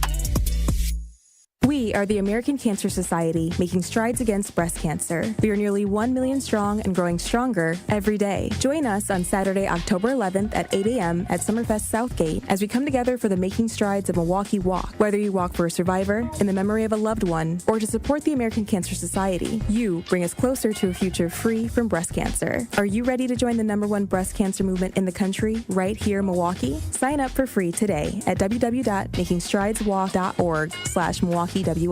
Fall in Milwaukee, where the air is crisp, the drinks are cold, and the good times are just heating up. Stroll Milwaukee's lakefront and explore its parks as they burst into a kaleidoscope of golds, ambers, and reds. Raise a glass at a beer garden that feels like a neighborhood block party, Milwaukee style. And just as the temps fall, Brewers baseball is turning up the heat. October dreams are made right here. This season, every color, every cheer, every sip, it all comes together in Milwaukee. Craft your perfect getaway at visitmilwaukee.org.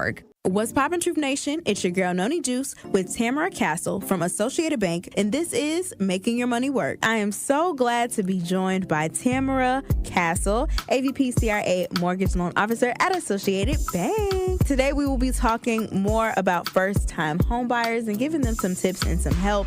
So the very first question I want to ask you is, I want to buy a home, right? Yes. Who do I contact first? So you'll contact me through the website, so Associated Bank /TCastle. And of course, you could always give me a call, 262-888-3135. Text, leave a voicemail. We'll get you guys going. All right, so that's step one. Yes. Now, this might not be step two, but it's definitely a good question that I have. Does Associated Bank have any assistance for first-time home buyers? Yes, we do. So Associated Bank has different angles on assisting first-time buyers. The first one is we have a gift. So it's not a grant. So it's literally coming from our president to give first-time home buyers assistance with the down payment and closing costs. That's $3,000. So we can use that for, obviously, the down payment and closing costs. You can use it to buy down the rate. And pretty much every customer I have uses those funds for their first time. Because, again, sometimes it's hard to save. It's something that people use as a barrier. So we came up with, how can we assist customers? We really can't assist with credit per se, but we can assist with funds. And we don't want funds to stop someone from buying their first house. So we also have another grant called Down Payment Plus. That's $8,000. That can be also layered on top of our $3,000. So a lot of customers get those funds too. We do partner with Housing Resources, which has more funds. So they take care of the home buying education for us, and then we do the mortgage loan, and we connect all those grants together. This has been Making Your Money Work, brought to you by Associated Bank. You are listening to The Truth with Sherwin Hughes on 1017 The Truth, The Truth app, and 1017thetruth.com.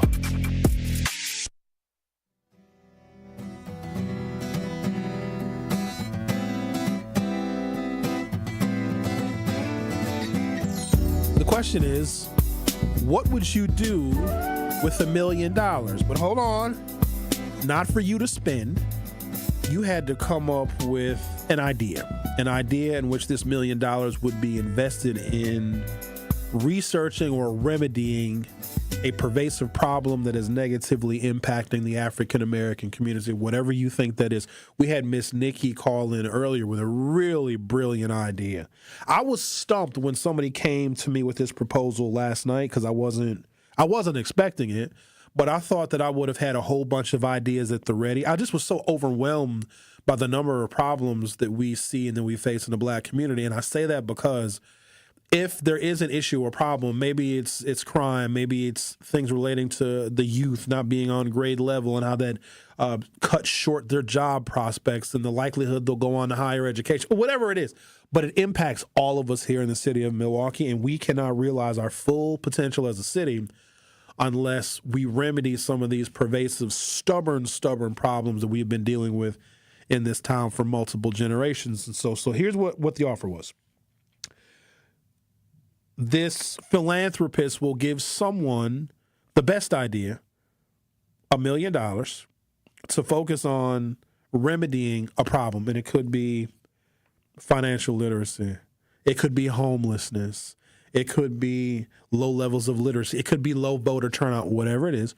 And then they put their idea down on paper. They'll have $1 million to begin implementing solutions. But then they'll get, in return, $2 million. It's an unusual kind of social lottery. So to address a problem that has gone on and continues to exist in Milwaukee that is keeping this city back, but it's got to be specific to the black community, okay? And for your idea and successful implementation of a remedy, you would receive $2 million. And to this person, this outlay of $3 million would be worth it. Let's talk to Brian. You're on 101.7 The Truth. How are you? Oh, pretty good. I got an idea to address the immediate YN culture of Milwaukee. What I would do would take that $1 million. I paid Little Dirk or somebody like him to throw a free concert for all the inner city youth. And I'd have it five-star forum, get them all to come to listen to all their worst kind of music, get them all in one spot. Then, at the end of the concert, I'd have Lil Durk or whoever NBA, let's say NBA Youngboy, we'd have him address the violence and tell these kids that what they do violently, reckless driving, and dressing the way they dress and wearing their hair the way they wear their hair is wrong. I'd have what they think is so popular, address them, tell them that the way that they're going is only good for people that have money like them. If they're worth $5, they're not supposed to act like the entertainment. They can't afford to act that way. The problem with the inner city youth in Milwaukee and a lot of cities is that these kids haven't been told no. These kids haven't been told what they're doing is wrong and to change their ways. They haven't been addressed when it comes to discipline. They haven't. That would solve an immediate need. And I'd give them an incentive that if they change their ways, like cut their hair, stop wearing black Adidas pants with stripes on them, dressing like the typical YN, stop with the hoodies, cut their hair, make their aesthetics look better, for a month, they'd get $1,000 stipend until they get a regular job. That's what I would do with $1 million up front. The $2 million, I'd duplicate the program and go all throughout the country and do the same program over and over again to address the violent inner city black youth, because that's all I'm concerned about. Our YNs. That's it. Thank you, Brian. All right. I can poke holes in that 6 ways from Sunday. To spend $1 million to have a concert and then lecture the kids after the concert, waste of money. Telling kids that they got to dress different, they got to cut their hair. If they have no skills, if they don't have a high school diploma, like cutting their hair and changing their clothes is not going to mean a hill of beans. Also, there are a bunch of different people and mentors that are talking to these kids that doesn't do anything because talk is cheap. These kids are facing a reality that most of us are completely unaware of, right? So the conversation, like paying a rapper to address these kids after a concert I don't think that would have long-term impact. I mean, maybe it could do some good. Maybe a couple kids would decide that they want to turn their lives around. But if we're not offering them something lucrative in return, and $1,000 stipend probably is not, I don't think that's going to be enough. But to think that the solution is, well, these kids have never been told no. Yes, the hell they have. The number of children that have criminal records, by the time they get 18, they have been told no. They have been in trouble before. They have been locked up before. They have been to Lincoln Hills. They have been to Copper Lake. So, no, to say that, oh, no, they've just never been told no. Yes, they are told no. And I also want to push back on this notion that black youth that might be unruly and might be out here breaking the law in a bunch of different regards, it's a lie to say they're undisciplined. Oh, the parents are not disciplined. These parents are punching these kids in the mouth. Like they're physically fighting these kids. I have seen it. And so we associate, because too many old people are just so out of touch with unruly youth. We associate, oh, they're not being disciplined. And then black folks will, oh, my parents whooped me with a belt. Yeah, and you're also screwed up because of that too.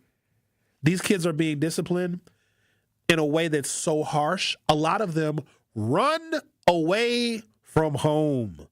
So we got to stop that, because what that's doing is it's showing that we don't even know how young parents are parenting their children.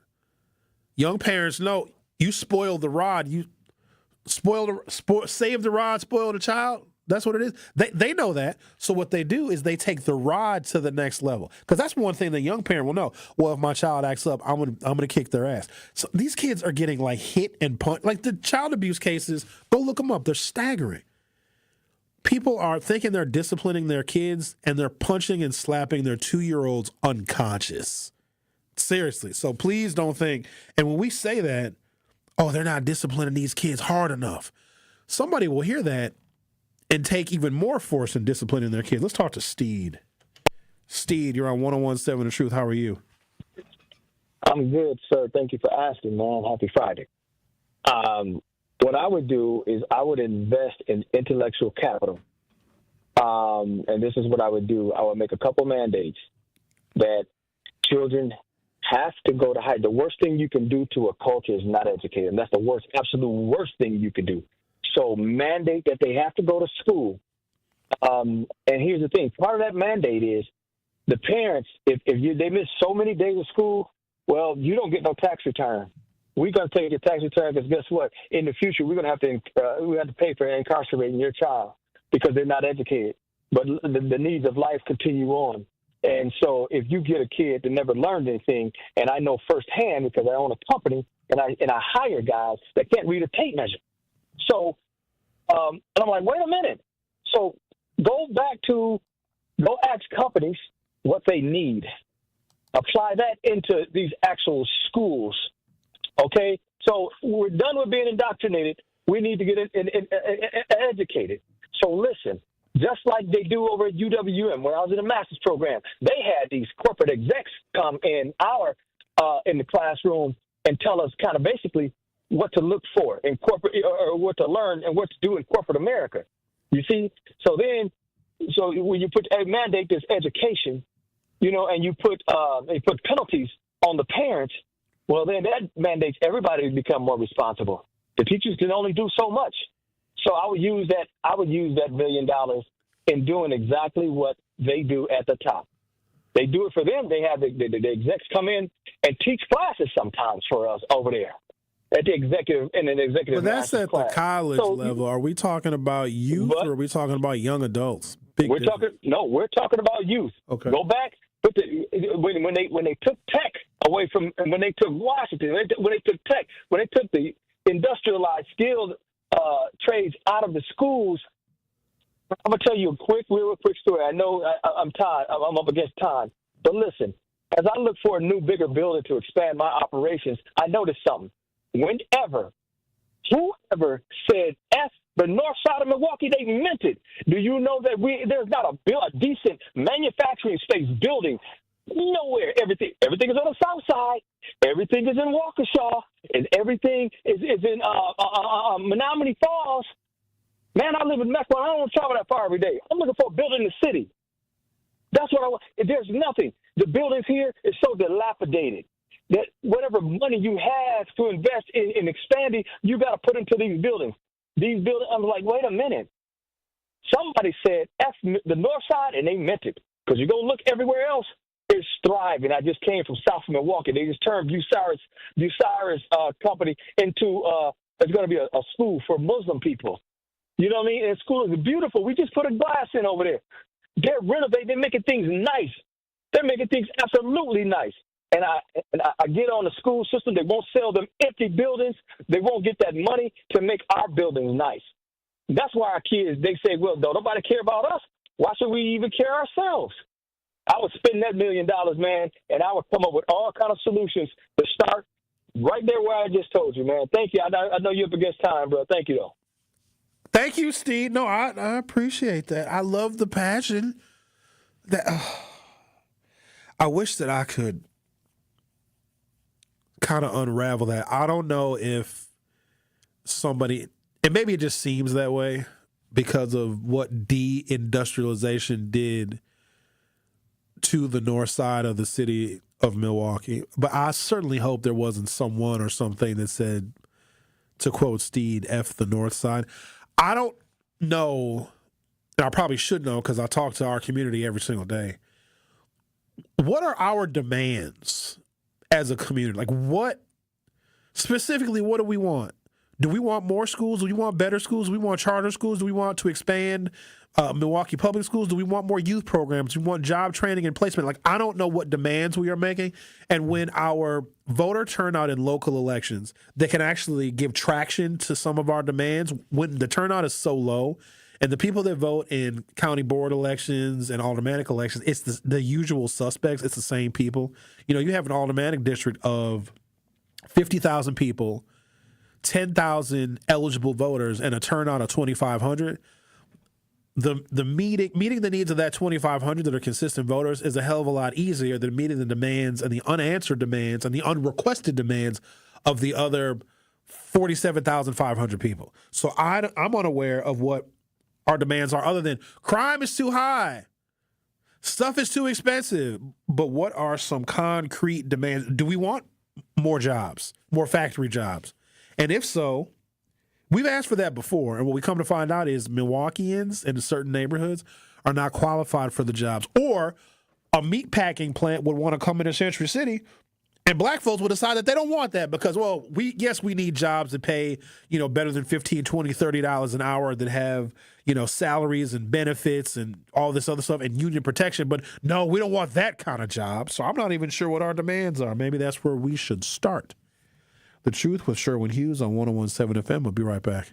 The Truth with Sherwin Hughes returns after this on 101.7 The Truth app, and 1017thetruth.com.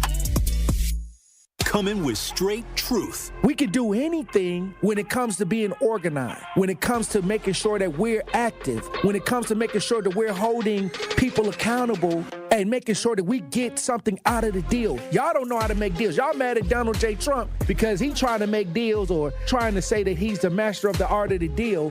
Well, okay, what deals is you trying to make? Catch the Tory Lowe Show every weekday from 1 p.m. to 4 p.m.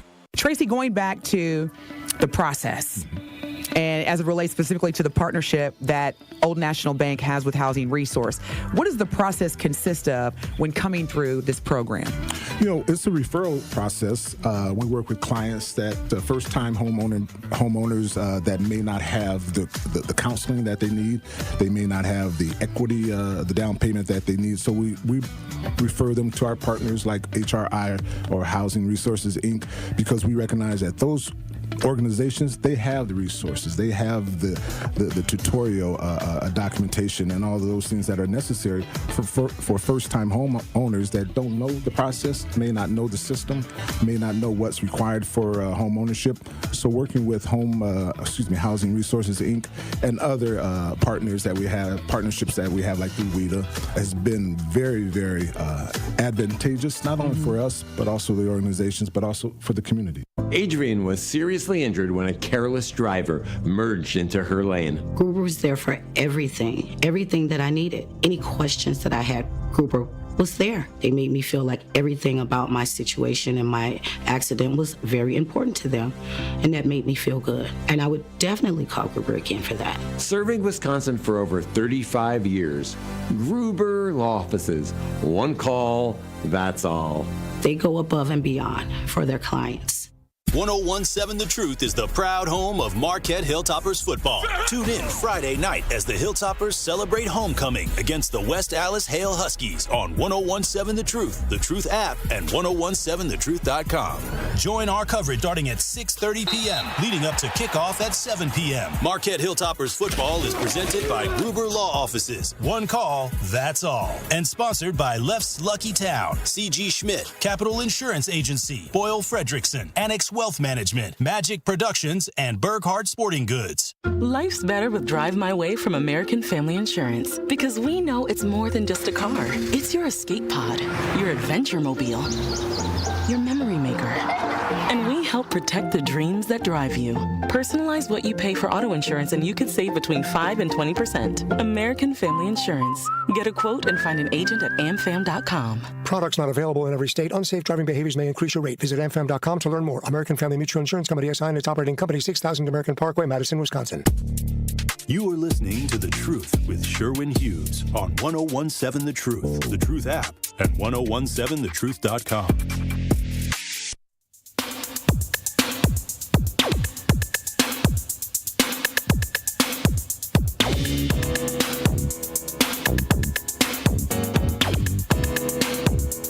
Looks like you guys have an interesting conversation going on via the YouTube chat. If you haven't done so already, go to youtube.com or open up your YouTube app from your smartphone or other mobile device. Search 1017 The Truth and hit subscribe, and you'll be able to participate in the conversation. I got to scroll up to catch a little context. He is still bringing people together. Who's still bringing people together? Alfonso Dupree. Women got that lockdown, no pullouts. Ha, ha, ha. Don't you got kids with a couple of sisters? Mr. Mahdi? Don't you got ain't you 60 with a 24-year-old baby mama? And then I think he was responding to, well, what can we do to, I don't know, work with the youth, help the youth, whatever. He said give them free weed. I think the marijuana is part of the problem. There's a bill that is soon to be circulating the state legislature, and I'm not opposed to it. I don't know how the bill is going to look. I don't know what the details are going to be. I don't know how punitive it's going to be, but it's going to be to remove all THC products from all store shelves in the state of Wisconsin, and they can do it. I know that they did something, and this happened like overnight, where the flavored vapes, one day they were here, the next day they were all illegal. And what's crazy is a lot of the retailers and gas stations and corner stores and all these little smoke shops that sold those flavored vapes, let's be clear, that stuff was marketed to kids. Like, they would place their order and they had their inventory, so they had these huge inventories of flavored vapes, and then literally the next day they were all illegal.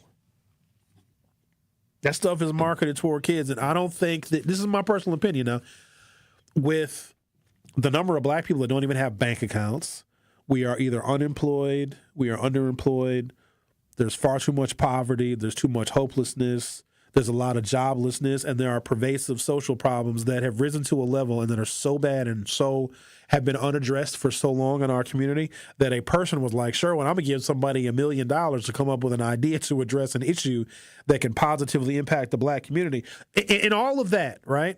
We don't need more stuff that's addicting. We don't. Because if you believe in some grand conspiracy theory that they're intentionally harming the black community, and I probably can give some credence to that because look at infant mortality rates. If infant mortality rates were impacting any other community, namely the white community, like they are the black community, it would be all hands on deck. It would be all Donald Trump and Robert Kennedy Jr. would be talking about, but because it's our children in our community, nobody says anything about it. So in all of this that is happening and going on around us, I don't think that we need more things for people to be addicted to. There have been a couple of vices that have approached me and have wanted to partner, whether it be something related to gambling or casino gaming, and I don't gamble. It's not for me. Like some people like to go to the casino and play slots and play table games. For me, it's a very rare novelty. I can probably count on one hand how many times I've been to Potawatomi in the last 10 years. I just don't go very often. Now, if I go to Vegas, I might throw a little 100 down on the blackjack table, but if I lose that 100, I'm done gambling. It is too difficult for me to promote vice to our community because we don't need more of it. I don't want to say any names, but there was a couple of liquor brands. You guys notice I don't wear my Tito's jersey anymore? Somebody heard me, like a rep from Tito's, heard me talking about one of my weekend excursions where I was drinking Tito's vodka, and they sent me a baseball jersey, but it's got the Tito's vodka logo on the jersey. I thought it was funny, like, oh, I'm going to wear this jersey. I don't wear that anymore because I don't want to promote it. There have also been local liquor distillers that wanted me to promote their product with this show. And obviously, ladies and gentlemen, there's money involved. But in the days and times that we're living in, like somebody needs to stand up for what's decent and what's moral. Because I am so, just like you are, bombarded with all of the issues and the problems that exist in our community. I don't think that THC and vapes and gambling and supporting a liquor brand reduce any of those problems. They cover them up, they mask them, but ultimately we are still left with the exact same conditions that has a negative impact on this entire city. Now I'm starting to understand why our taxes are going up, because to fund some of these issues, problems, and plagues in our community, it costs more and more money. It's going to require more police. It's going to require more social service agencies. It's going to require more of our tax base. At the same time, people are leaving the city. They're leaving. They're going to greener pastures, because who wants to start a family in the city of Milwaukee? And I'm being kind of rhetorical here, but if the first thing you look at are the schools, you're not going to start your family and buy a house and make a 30-year investment in a mortgage in a city whose schools are underperforming. And so people are leaving and they're going to other places to start their families. And those of us that are here are going to have to foot the bill for all of the issues and the problems that remain unaddressed. The Truth with Sherwin Hughes will be back for Hour 3. The Truth with Sherwin Hughes returns after this on 1017 The Truth, The Truth app, and 1017thetruth.com. Truth Nation, it's your boy Tory Lowe, and I'm inviting you to Cousin Subs in Wauwatosa to try their brand new crispy chicken sandwich, available only for a limited time. Make sure you come out Thursday, October 9th, as I'll be broadcasting live the Tory Lowe Show from 1 to 4 from Cousin Subs on 124th West Burleigh Street, right next to Lowe's. Again, that's the Tory Lowe Show live from Cousin Subs in Wauwatosa on Thursday, October 9th. Come through, say what's up, and grab your sandwich while it lasts. Need a way to hype up your day? Hey, is this Carolyn? It is. Congratulations, Carolyn. You just won this Congratulations. shmoney. Woo! God is good all the time. What would you do with $5,000? I'm going to buy my nieces some school clothes because my nephew just passed away. Aww. So I'm going to get them some clothes. Stay tuned into 1017 The Truth for your chance to be entered into the Gruber Law Office's 5K giveaway. For contest rules, visit 1017thetruth.com. The biggest snowflakes out here are always been the white Republicans who are so gung-ho on protecting the feelings of white kids while they ignore the needs of other kids. If Milwaukee's youth has a problem with fighting, well, white youth have a problem with being destructive and offensive. So it is sad that our government is actively working to de-emphasize educating and uplifting students of color in different backgrounds on college campuses. That emphasis is going to be diminished, and the only kids that will suffer will be our kids. They were willing to hold up the advancement of the state of Wisconsin because they disagree with DEI. What are white Republicans afraid of? Why are they afraid to face the fact that their grandmas and grandpapas were part of a system which purposely held black folks back and failed to give us the access that we deserve? Until these politicians stop ignoring these egregious acts of hate and racial incidents, America can never be great again. Catch Truth to Power with Kyle Wallace every weekday from noon to 1 p.m. on 1017 The Truth and The Truth app. We asked parents who adopted teens to share their journey. There are many times I thought, I can't do this. I mean, what parent isn't worried about? What am I not doing right? What am I not doing enough? And then I realized, wait, that's being a parent. Don't worry about being perfect. I've had around 3 other mother figures in my life, but only one of them has taught me how a mother loves. The greatest reward for me is he makes me better every day. I would tell a family considering adopting a teenager that teenager, whoever it is, needs you, and they need what you have to offer. Taylor's given me hope.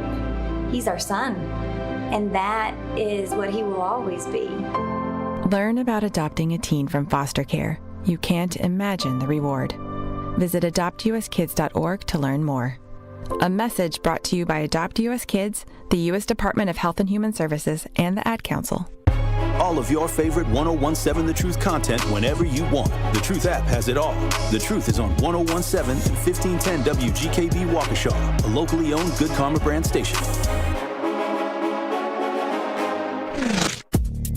You are listening to The Truth with Sherwin Hughes on 1017 The Truth, The Truth app, and 1017thetruth.com.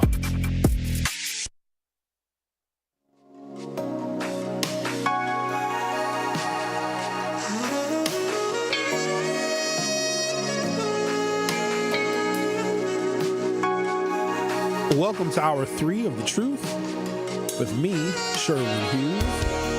So we started the show looking for ideas that could be funded to the tune of $1 million, but this idea has got to address something that we all agree is a major and pervasive problem impacting the African American community specifically. And we've heard a couple of ideas, right? So I was going through my own just inventory of things that I think are unaddressed and have long-term negative impacts on our community. And one is the literacy rates of even adults in our community, and that leads to diminished job prospects, job opportunities, and even lower voter turnout. So I would love to focus on that. How we do it, I don't know. Requiring adults who are functionally illiterate, but it's also pride reducing too, though. But also know that functional illiteracy is like you can get by, but you can't really excel. You can read just a little bit, just enough. Like you can drive because you can read traffic signs, that kind of stuff. But it might prevent you from like participating in an election. You can't really read a referendum very well. You know, any kind of complicated set of directions you won't be able to follow. People can get by, but it has a long-term negative impact. So there's that. And then I come to find out that a lot of members of our community are unbanked, like completely unbanked. No savings account, no checking account, no money market account, and like no financial history whatsoever. And if we believe, and we do, that home ownership is a way in which we can not only stabilize neighborhoods, but build some kind of wealth and have some kind of money and use that equity to pay off bills, to pay down debt, to send our kids to school, to start a business, or just to have money in case of an emergency, then it's extremely difficult, if not impossible, to get somebody a 30-year mortgage when they don't have a bank account and have no financial history. I think those are very pervasive issues that have a negative impact on our community, because when we are unbanked and have no financial history, then that means that people can come into our community every single day and buy up our real estate. Now, we may not have much as an overall community here, but we do have our neighborhoods, our zip codes, and our city blocks full of property right next door to us, right? But if somebody else is seeing those opportunities and they're buying them, that doesn't bode well for us, especially if they want to start, open up a damn liquor store or another one of those vape shops or another place that sells THC. None of those things positively impact our community, right? But then we get into the conversation of child support. Because I think there was an offshoot of a guy that called, I think it was James. Well, I don't want to have money in the bank because if I have money in the bank, all the child support I owe, even though my oldest kid is 26 years old, they're gonna take my money out the bank. And then we got into liens and got into all that stuff. I don't know, guys. I just want us to, I guess, have some kind of focus. But it's tough, though, because I'm starting to, so Kyle Wallace, our content director here, and also a host of a show here, Kyle's got 37 different radio shows. What he says in his Truth Take, I think is starting to get to me. Maybe we shouldn't call them young, I almost said the N-word, YNs anymore. Because if you label someone that's what they're going to exhibit. They are either our YNs, and even Brian called it, I throw a concert for the YNs. I don't know if we want to have a positive impact on them, calling them YNs may not be the best terminology. Because what if a white person called them YNs? Do we allow white people to say YN? Or would be offended by that? I don't know. But maybe we should look at them as leaders to be cultivated and not necessarily problems to be solved. Because to some extent, isn't their failure on us? Now, everybody plays a role. There's white supremacy that's involved. There's a lackluster school system. There's a whole bunch of other barriers. Resources are reduced and cut off, and the Trump administration is not helping with any of it. But to some extent, isn't it our fault that we didn't either provide better examples or mentor these young people better? Maybe. That's something to think about, I suppose. So then we have this whole conversation about money and financial literacy. So in 2000, must have been 2022, myself and Dr. Ken did monthly interviews with representatives from Northwestern Mutual. And it wasn't necessarily to showcase the products of Northwestern Mutual, but it was to have conversations about money and about investing, because financial fluency is something that is dramatically lacking. And a lot of adults don't have it. And every single day somebody is asking me what they should invest their money in, because I do talk about, the stock market and trading options and a whole bunch of stuff that I would just assume that adults that have bills and responsibilities and mortgages and leases to pay, that we would know more about that. And I say that because I give our people a lot of credit. If there's something that we want or want to know about, black people will be cutting edge.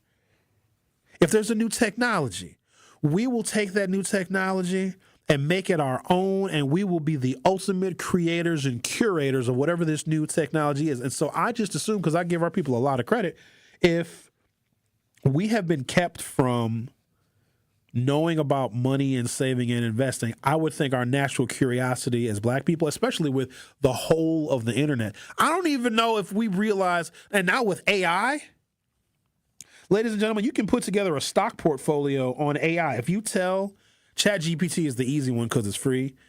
If you put together your goals, and maybe you need a certain amount of money per month, maybe you want to retire at a certain age, maybe you want to live a particular lifestyle, you literally can put all of that into ChatGPT, and then you'll say, hey, I have X amount of dollars that I can invest per week, every 2 weeks, once a month, or when I get my tax return. It will put together a stock portfolio for you that, I don't want to say it's foolproof, but that algorithm it's accurate, because that's exactly what I did. And it's working for me better than cryptocurrency, which some of you guys want to invest in. But we're still lacking, even as adults, and having a deep understanding of money and putting money to work for you. And if we don't have that understanding, there's no way we're passing that down to our kids. One of the most frustrating conversations that I have, and I know people that they make good money, they got good jobs. They certainly have enough money to buy a house, 40-something years old, 50-something years old, paying exorbitant amounts of money for rent. The conversation we had earlier this week about the people who are getting Section 8 that are living in the Buckler apartment building, where market rate apartments in that building are as much as $2,600 a month for rent. And then the people that are paying the market rate in the Buckler, almost $3,000 a month for rent when you factor in utilities and underground parking and everything else, are very angry and they want to move out because the Section 8 people, it's like a culture clash of people that can afford to pay almost $3,000 a month. And then people who receive a Section 8 voucher, in some cases, are paying $300 or $400 a month for those exact same units where the market rate is $2,600 a month. And I'm thinking to myself, why are you looking for another apartment when you can have a mortgage and a house where you don't got to worry about your damn neighbors being right next door and having paper-thin walls? You can have a house in which you can gain equity and live in and retire in and not have to worry about who the tenants are next door for half of what you're paying for rent. Our people, sell me on why they can't be or won't be a homeowner almost as well as why people sell me, black people, on why they won't vote in an upcoming election. Well, if I own a house, I got to cut the grass. Wait, what? Let me get this straight. So you're going to pay an additional $1,300 or $1,400 a month so you ain't got to cut the grass? My house might need a roof every 30 years. You don't got to get a new roof every Tuesday. I get so frustrated because it's real obvious stuff that I think that we can do that can set an example for these wayward youth, because we can't have another generation of black youth in this city as their numbers are growing and as the African-American population in this city is getting bigger. I mean, hell, half the Common Council is black. And that is because of the growing African-American voting population in this city. But we cannot have another generation of African-Americans from Milwaukee who, let's be clear, they ain't going to leave, they ain't going to move away, that are not buying property and buying real estate. So when Miss Nikki called in earlier and she said if she had the opportunity to win that $1 million grant, she would purchase some of these very inexpensive properties in our neighborhoods, hire young people, and get folks to come in and teach them how to rehab these houses. You want to talk about a skill that will pay you forever? I know we focus on the trades, like, oh, be a welder, or be a plumber, or be HVAC. If you know either all of those skills, or you can partner with someone that has the skills that you don't, maybe you know electrical, but then somebody else knows plumbing, rehabbing houses, especially in the city of Milwaukee with our older housing stock, is never going to go out of style. Whoever the contractors were that worked on rehabbing those houses in the Brewers Hill neighborhood starting in the early 1990s through the 2010s made millions of dollars. The amount of money that someone will pay to rehab one of these beautiful 19th century Victorian homes that we have here in the city of Milwaukee, if you know how to rehab those houses, drywall. I need a drywaller, and I'll pay you a lot of money if you do a good job. I can't drywall. I can't drywall. I can't wet wall. I can't moist wall. I can't do none of that. And because I don't have those skills, I will pay somebody dearly. What you looking at me like that for, Ricky? Hey. I ain't gonna say what you offered me a little while ago, Ricky. I'm not gonna say that on the air. Who is this on line one? Is it who I think it is? I'll let you take a guess. You got a multiple of three. It could be Winky White Boy, Linda, or Bob. If it's Winky White Boy, that's going to be a very short call. I'm going to guess and say it's Bob. Hi, Bob. Good morning, Professor. Oh, it's Linda. Hi, Linda. Good morning, 101.7 The Truth. Hey, Sherwin, do you drink herbal teas? Not really. Most tea is gross. I don't like it. Yeah, that's what would really help your immune system. And, of course, seasonal allergies, Linda. Drinking tea ain't going to help this. I need to take some Zyrtec and lay my ass down. Oh, I see. I have that too, but mine is not acting up this time. It was like September time, August, when mine gets to start acting up. But I just look for anything that's going to boost my immune system around this time, though. But I wanted to say that I'm really disappointed in our youth, especially in Milwaukee. I think that they are just following the leader, and what that leader is, I don't know, because when I was teaching, I always taught my students, do not believe the hype and do not follow the crowd, because you will fall off the cliff. And I taught them how to think independently and use their critical thinking, and to think things through as to how would it benefit you or not to invest and involve yourself in people like that is going the wrong way. And also, I just find that the educational system has failed a whole generation of youth. And we're going to reap that as a society, as a community. We're going to reap the results of a failing school district and what that looks like with our young people. I'm just really devastated. But as far as the $1 million, you already know what I would do. You would start a school for girls. You'd buy Walgreens and convert it to a school, and you would teach the young ladies. I would have a state-of-the-art school, baby. Everybody would want to copy my model, for real, because it would be innovative. It would be different from the traditional curriculum. Honey, I'm trying to tell you, it would be catered to the various learning styles that we have. And that's what I don't understand, and that's what I'm going to write my dissertation on, that every child should have an independent educational plan because we all have different learning styles.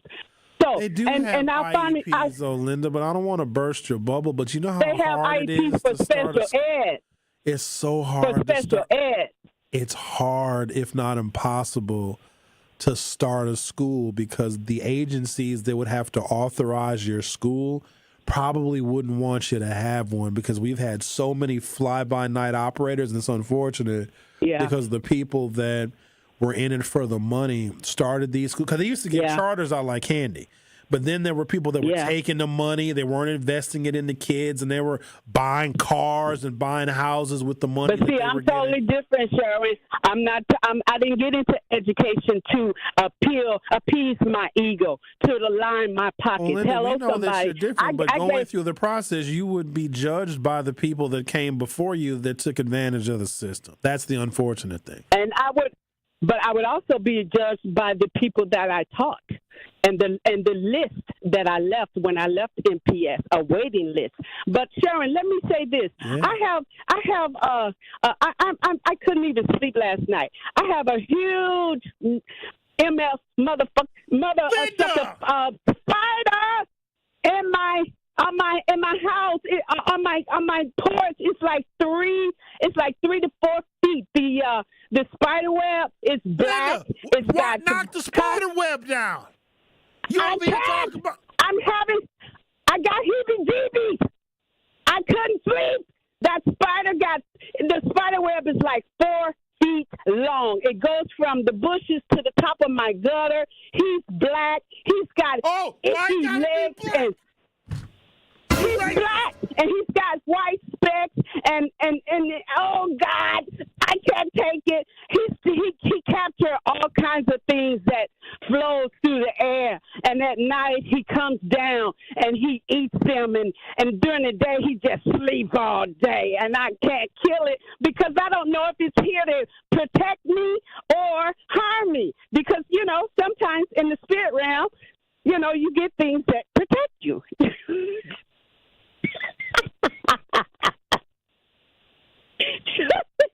I hope I didn't lose you, but I need somebody to come and get this spider for real. I have one in the front on my front in front of the house, and one on the garage. I talked to the one on the garage, and I told him he got to go, so he's gone, and I haven't seen him. Okay, well, I told the black one he needs to go. I cursed him out. I said he needs to go. Why you gotta cuss out the black one? Because he in the wrong place. He sleep all day, and then he wants to eat all night. Come on. Sound like a black spider to me. Probably ain't paying his child support either. Probably got a bunch of little spiderlets running around here that he ain't taking care of. Linda, good luck with, I don't know what to tell you. We got a whole bunch of other problems that we need to solve in the city, and your damn spider on your front porch ain't one of them. Good luck. I hope it all works out for you and the spider. Bye-bye. You need to ask if the spider is single, because you need a man. That's what you need. Talking about she couldn't sleep because damn spider on the porch. All right, we're going to take a break, come back, and we're going to... This is why y'all ain't going to get this damn $1 million. See? Can't have a serious conversation for 5 damn minutes. Ricky, you still got some of that chocolate? You was going to give me some of that chocolate before. You still got some, or it's gone? I ate that chocolate. I busted out the wrapper and ate it. I was hungry. I wanted it. You just ate it. You just put it all in your mouth. All in it. Okay. In it. Well, because somebody asked me about what you said earlier, and it was real weird how you asked me because I didn't know what you were talking about. So Ricky can push a button in the producer studio and talk to me directly in my headphones, and then out of nowhere he's like, "Hey Sherwin, you want some of this chocolate? I got some chocolate in here. You want to eat it?" I was like, "Excuse me, sir? You heard me. I got chocolate in here. Come get some." And I didn't know what this man was talking about, so I was like, "Hey dog, pause." And then he has a 4-pack of Reese's peanut butter cups. He should have just said that. He should have said, "Sherwin, I have 4 Reese's peanut butter cups. I'm not going to eat all of them. Would you like a Reese's peanut butter cup?" To that, I would have said yes, but he didn't say that. He said, hey, dog, I got some chocolate in here. It's creamy, too. I was like, what? I didn't say it was creamy. I said it was peanut butter. No, you said it was peanut butter afterward. He was like, "It's sweet and gooey. It'll melt in your mouth." I did not say all that. Talking about you got some sweet and gooey chocolate. Wow. Tell you what. You really going to lie like that? Tell you what, here's what you need to do. Why don't you take your sweet, gooey chocolate ass over to Linda's house, and you, Linda, and the spider can all eat the Reese's cups. Hey. The Truth with Sherwin Hughes on 101.7 FM. We'll be right back.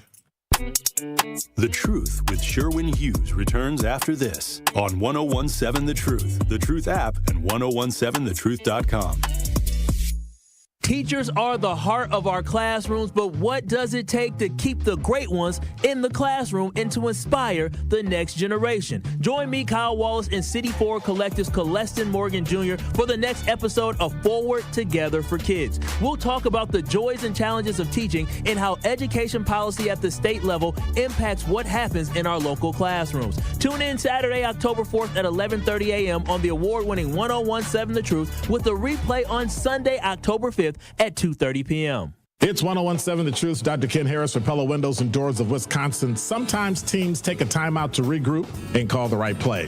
When it comes to your home, Gina Della and her team at Pella Windows and Doors of Wisconsin always have the winning game plan. Check out the championship caliber play call this month. A whole house of beautiful, new, energy-efficient Pella windows for as low as $297 a month, and get this, 0% interest for up to 60 months. That's like running a drive that keeps moving the chains with no penalties and no interest. And I can tell you from my experience, Pella windows actually stop the drafts. You'll stay comfortable no matter how cold it gets outside. Think about it. Energy savings, comfort, and a great monthly payment you can actually manage.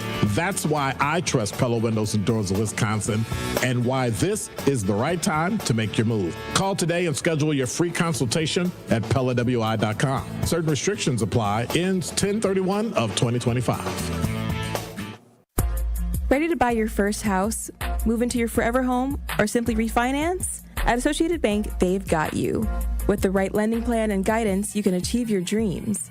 Your financial goals are much closer than you think, and Associated Bank is excited to help you reach them. Learn more at associatedbank.com/lending or ask a banker for details. Subject to credit approval. Member FDIC. Equal housing lender.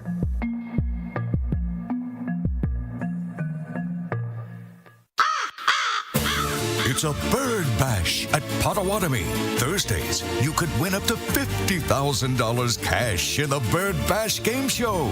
Just play with your rewards card this October for a chance to win. Wouldn't you like to rake in a huge pile of cash?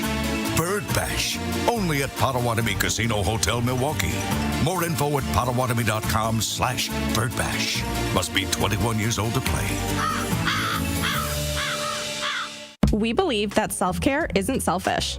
I'm Maddie from Sweet Talks, a women-owned and operated medical spa fostering self-love and confidence. We believe that beauty is about feeling empowered from within, and it's truly a passion for our team at Sweet Talks. Your goals are our goals. Our services go beyond injectables, including facials, lasers, medical weight loss, hormone therapy, and more. There's even a cafe, complimentary to all patients. Get started today at Sweet Talks in Menominee Falls. Learn more at sweettalks.com. You are listening to The Truth with Sherwin Hughes on 1017 The Truth, The Truth app, and 1017thetruth.com.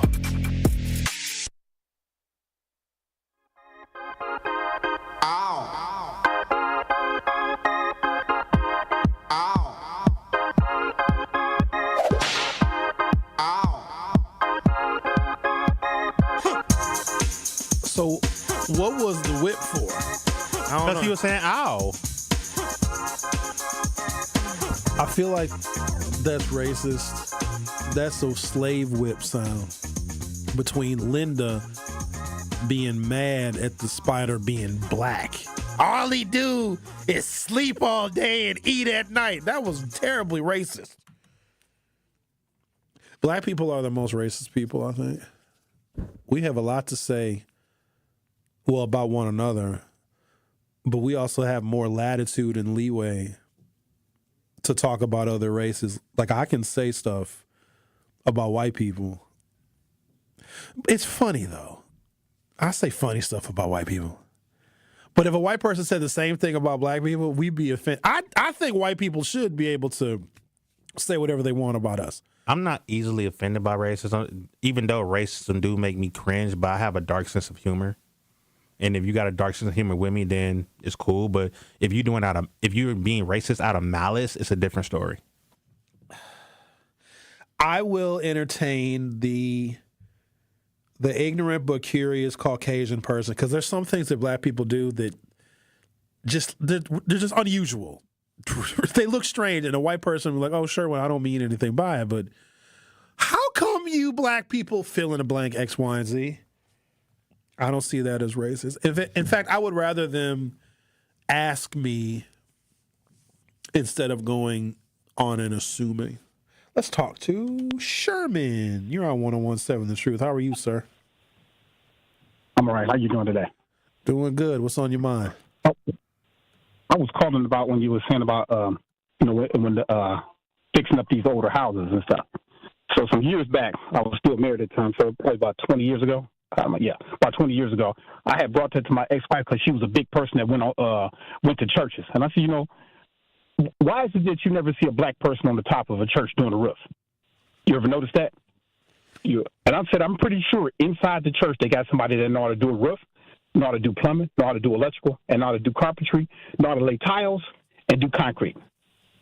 Now, instead of her trying to listen to me what I was trying to say, she jumped to me to me, what you going to do? I said, well, I'm not going to do anything because that's not my job. But I'll learn how to do most of that stuff.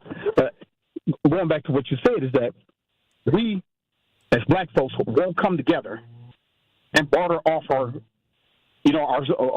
of our trades. Like if you know how to do plumbing, I'll do your carpentry. If you know how to do electrical, I'll do your roof. We won't do that. But what we will do is we'll do exactly what you said. We'll go rent from a white person down over on Water Street, pay about close to $3,000 a month, and then run around here and brag about it. And I'm puzzled on why we do that all the time. I've known some people that got some checks. I know there's one person who got two $73,000 checks. He moved into Marauder's properties. Well, you said they got I don't know why. They got two $73,000 checks. Two of them. Yeah, how did they get them? How'd they get the first one? Let alone the second one. It was a lawsuit, and they sent them two checks. Okay. Yeah. And he went in and he rented somewhere downtown or something. What did he do with the money? Yeah, he rented from Barada over on I think if I'm not, what's over there by Berryland? Is that Berryland? It's some projects right before that. Some projects right there before sure that. is. Right, that's on Sherman there. That sure is some Barada. Yeah, on Sherman. Yeah. Yeah, he rented from those. So before you get to Berryland, it's right there on the right hand side, right there at the lights. Probably about a half a block before you get to the lights, right there. And I was like puzzled, like, damn, you couldn't find nothing better to do with the money. But and then he got evicted. He got evicted. Oh, yeah, he got evicted. Him and girlfriend got into a fight. She broke out all the windows and got evicted. Oh, all right. And he bought an old. It was a Lincoln. He bought an old Lincoln, and I'm not talking about an antique Lincoln. I'm talking about a Lincoln like what's that dude? Matlock Drive, one of those. It sounds like that brother needed some financial literacy training, but a lot. No, what he needed to do is what he needed to do is he needed to headbutt the sharp end of an axe. Just go at it. Just hit your head on that axe. That's not. And the reason why I said it is because solve our problems that way. But well, whatever. You remember, I'm not politically correct. No, you're not. And the other thing, the reason why I said this is because his brother that's locked up doing 21 years, his brother had 4 houses that's paid for. Now, instead of him taking on the house and fixing that house up, he went to go rent from somebody else. So that's the reason why I said it. But he's highly upset with me every time I see him because I try to make him commit suicide, but he won't do it, though. Hey, that's all. All right, Sherman. Hey. Have a good weekend. Oh, he's mad every time I see him because I'm trying to make him commit suicide. Well, he should be mad. He told him to headbutt the sharp end of an axe. Anyone who's listening, don't do that, please. People don't know that. You can go to jail for that. No, you can't. They tried it. Those cases don't. They've tried it. Like somebody's, they told so-and-so to kill themselves. Ultimately, it's that person's choice. Now, I don't encourage that kind of talk. Don't talk like that. Y'all are mean sometimes. Hell, y'all are mean to me sometimes. But I can take it, though. But some people, you can't be mean to them. So, Ricky, can you go to our text messaging app website? Linda sent 3 pictures, but for some reason the links are broken. I'm wondering if you can open them up in there. I think she sent pictures of the big black-ass spider. And I want to see it, but for some reason the links are broken. And if I'm able to download the pictures that Linda sent of a big black-ass spider, I'll put them in the Hughes Views Facebook group so you can see the spider that's giving Linda nightmares. Linda, we can't open them pictures. I would have you email them to me, but I don't know if I want you having my email address. You might be creeping in my inbox with all sorts of inappropriate stuff. But I want to see them, though. What email can I give Linda that I don't really care about? Linda, email, because I know you're still listening, because, what the hell else would you be doing? Email them to sherwin@gmail.com. So Sherwin, SHERWIN, again, AGAIN, @gmail.com. Sherwin@gmail.com. I want to see this big black-ass spider. And we're going to see the spider pictures, and we're going to put them in the Hughes Views Facebook. Put them on our Facebook page, too, Ricky, when I get them. Put them on 1017 The Truth Facebook page, and then say, caption the picture. This is Linda's big black-ass spider. Use those exact words. All right, I got to take a break, and we're going to come back and talk to another racist black person, Millicent. See what she has planned for the black community today. Probably something dangerous and deadly. The Truth with Sherwin Hughes on 1017 FM. We'll be right back. The Truth with Sherwin Hughes returns after this on 1017 The Truth app, and 1017thetruth.com. Hey, Truth Nation, it's your girl DT from The Truth Unfiltered with DT and Dr. Ken Harris. Now listen, at a critical time, through the Empowerment Small Business Loan Program, Old National Bank provided the resources I needed to sustain my business. Now the process had its challenges, but I was supported, and it was also an invaluable learning experience for future ventures. I am so grateful for the support that helped my business thrive. Old National Bank, member FDIC, equal housing lender, all loans subject to approval. Life's better with American Family Insurance because we know you love working weekends. If it means working on your dream home, both inside and out. And we're here to help protect those dreams so you can enjoy peace of mind. Save up to 40% when you bundle home and auto. American Family Insurance. Get a quote and find an agent at amfam.com. Products not available in every state. Some exclusions apply. American Family Mutual Insurance Company, SI, and its operating company, 6000 American Parkway, Madison, Wisconsin. It's time for Truth Takes, a thought-provoking commentary on the award-winning 1017 The Truth. Here is Sherwin Hughes with his truth. You ever notice how the phrase 9 to 5 sounds just so old school? That's because in 2025, the 9 to 5 is as outdated as a rotary phone. Let's be real. The world has changed, and the way we work has changed with it. The gig economy is booming. Folks are making money on their own terms, driving Ubers, delivering DoorDash, freelancing, and side hustling their way to the bag. And then there's the work-from-home revolution. People are clocking in from their kitchen tables, their favorite coffee shops, or even the beach. Laptops open, pajamas on, productivity up. The virtual office is now the new corner office, and the only commute is from the bed to the desk.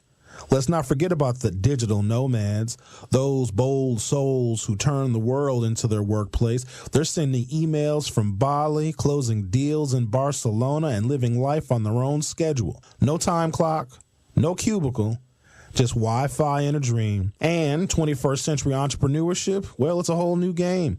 You can launch a business from your phone, build a brand on Instagram, and make more in a week than some folks do in a month without even punching a clock. So who's still working that old 9 to 5 job? People who are resistant to change or maybe just can't adapt. The future belongs to the flexible, the creative, the hustlers who know how to make technology work for them. The 9 to 5, well, that's a museum piece. The real action is happening outside the box, where freedom and opportunity are just a click away. This has been Truth Takes on the award-winning 1017 The Truth. Listen to The Truth with Sherwin Hughes weekdays from 9 a.m. to 12 p.m. You are listening to The Truth with Sherwin Hughes on 1017 The Truth, The Truth app, and 1017thetruth.com.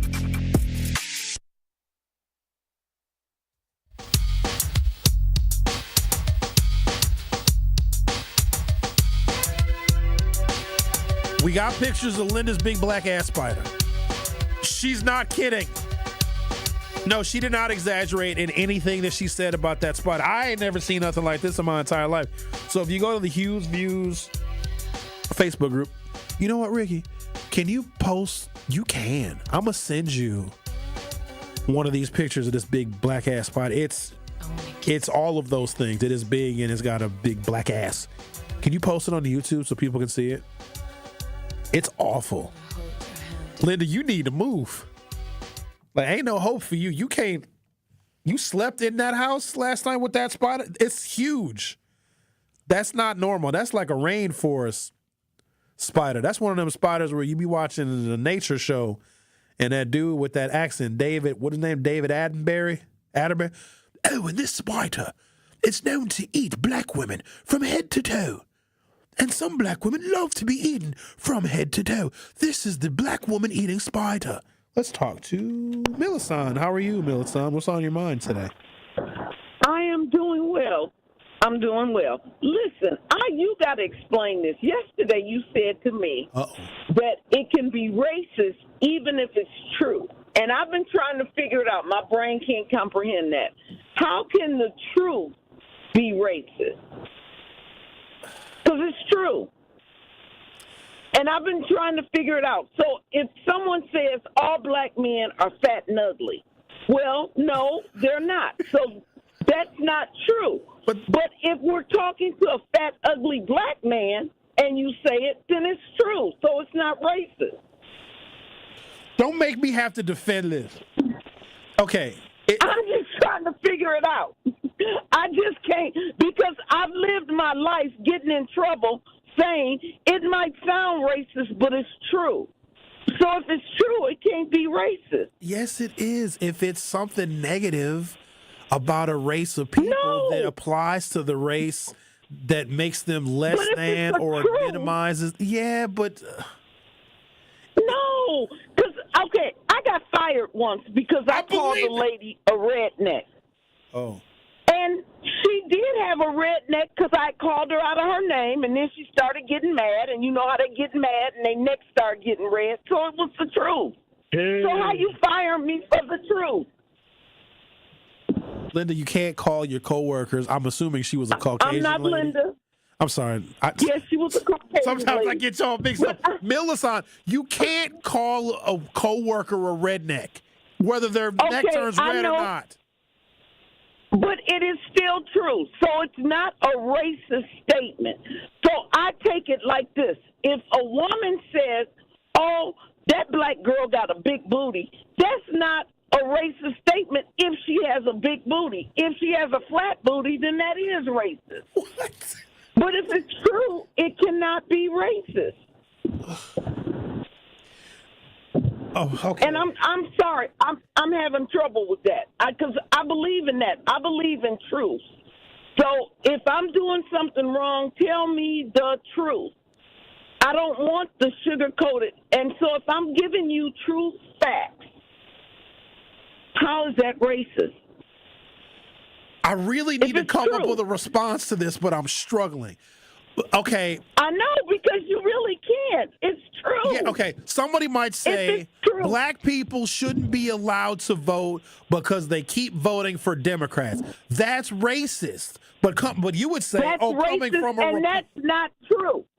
That's not true. Not all black people vote for Democrats. The majority of black people, 80% of black people, which is true. Not all black people do.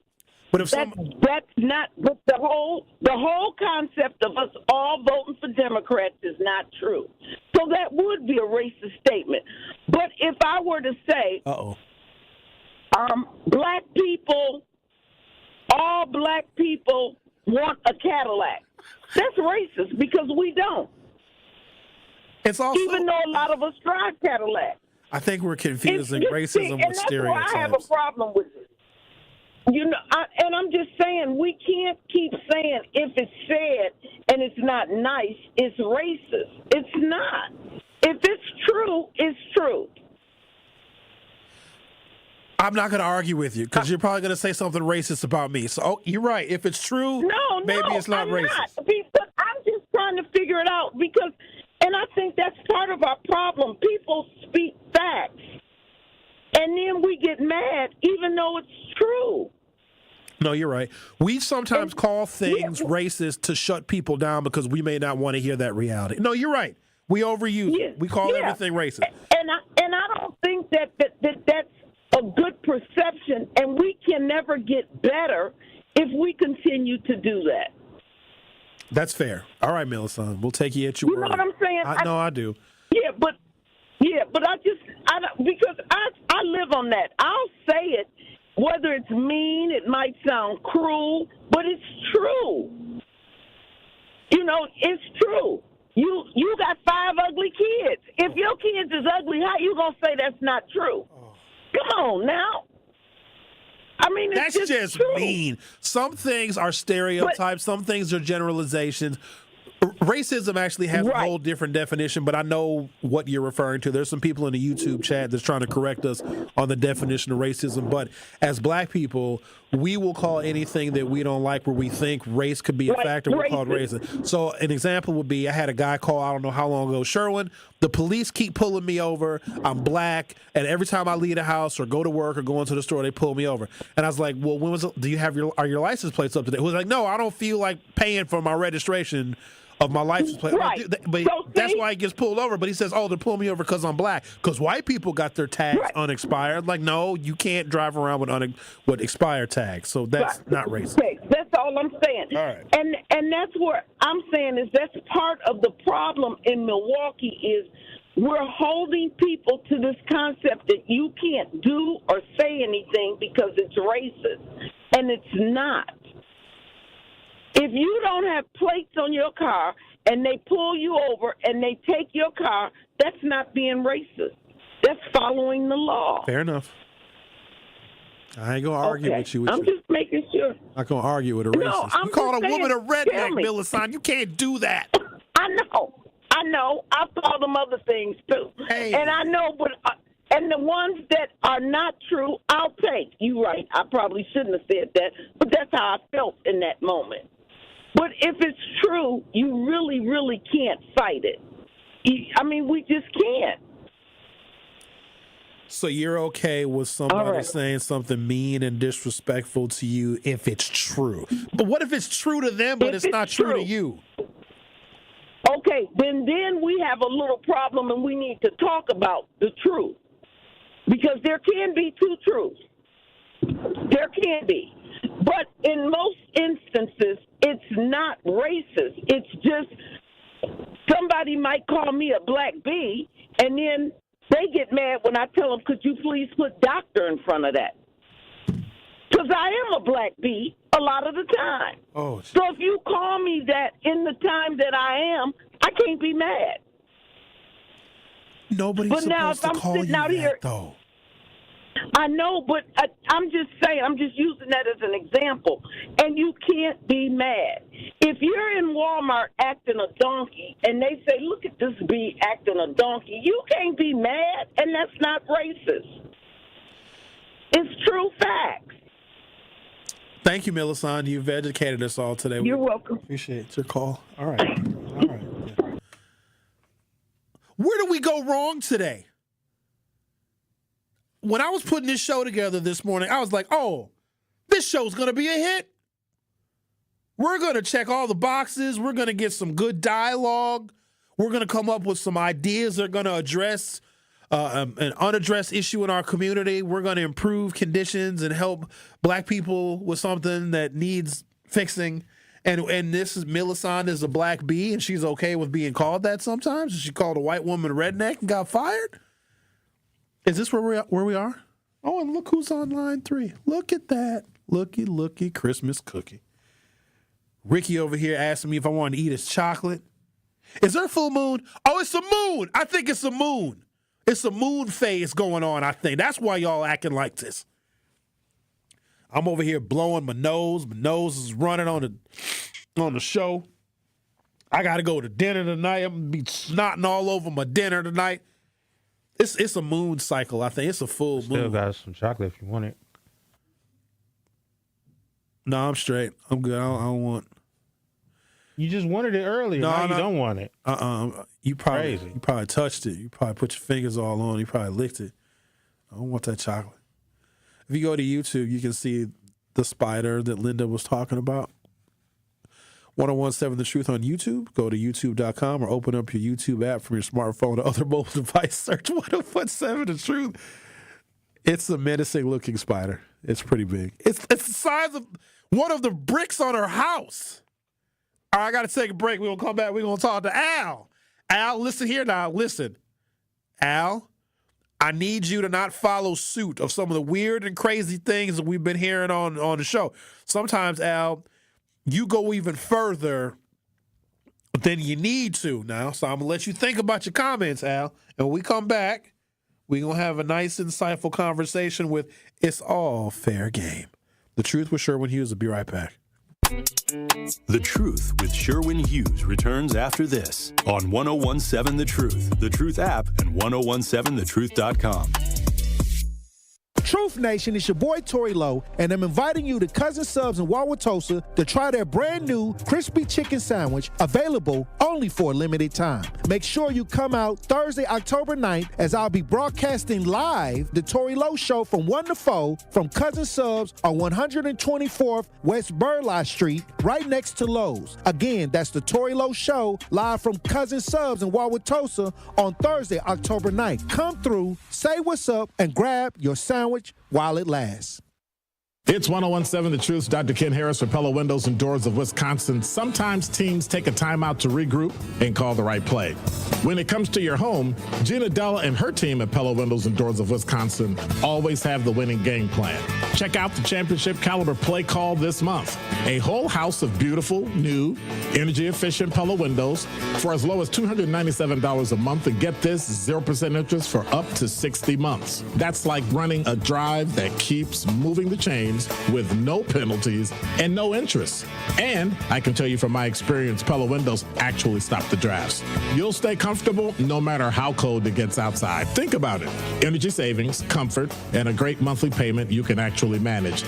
That's why I trust Pella Windows and Doors of Wisconsin and why this is the right time to make your move. Call today and schedule your free consultation at PellaWI.com. Certain restrictions apply. Ends 10/31 of 2025. We believe that self-care isn't selfish. I'm Maddie from Sweet Talks, a women-owned and operated medical spa fostering self-love and confidence. We believe that beauty is about feeling empowered from within, and it's truly a passion for our team at Sweet Talks. Your goals are our goals. Our services go beyond injectables, including facials, lasers, medical weight loss, hormone therapy, and more. There's even a cafe, complimentary to all patients. Get started today at Sweet Talks in Menominee Falls. Learn more at sweettalks.com. Ready to buy your first house, move into your forever home, or simply refinance? At Associated Bank, they've got you. With the right lending plan and guidance, you can achieve your dreams. Your financial goals are much closer than you think, and Associated Bank is excited to help you reach them. Learn more at associatedbank.com/lending or ask a banker for details. Subject to credit approval. Member FDIC, Equal Housing Lender.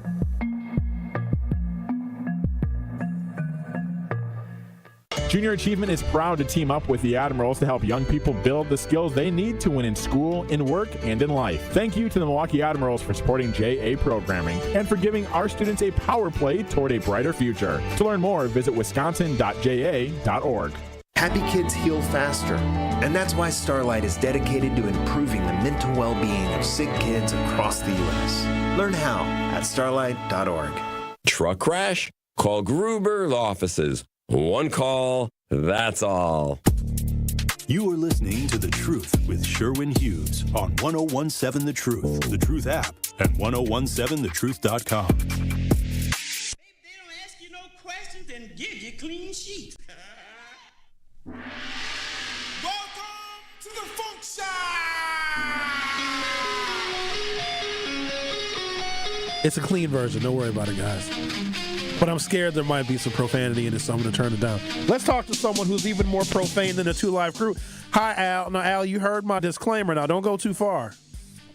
No, I won't. What I was going to say is I would take some of that $1 million and invest in them reading and etiquette, because those are the two things. And then I would invest in international weapons and technology for the men and women. That's what I would do.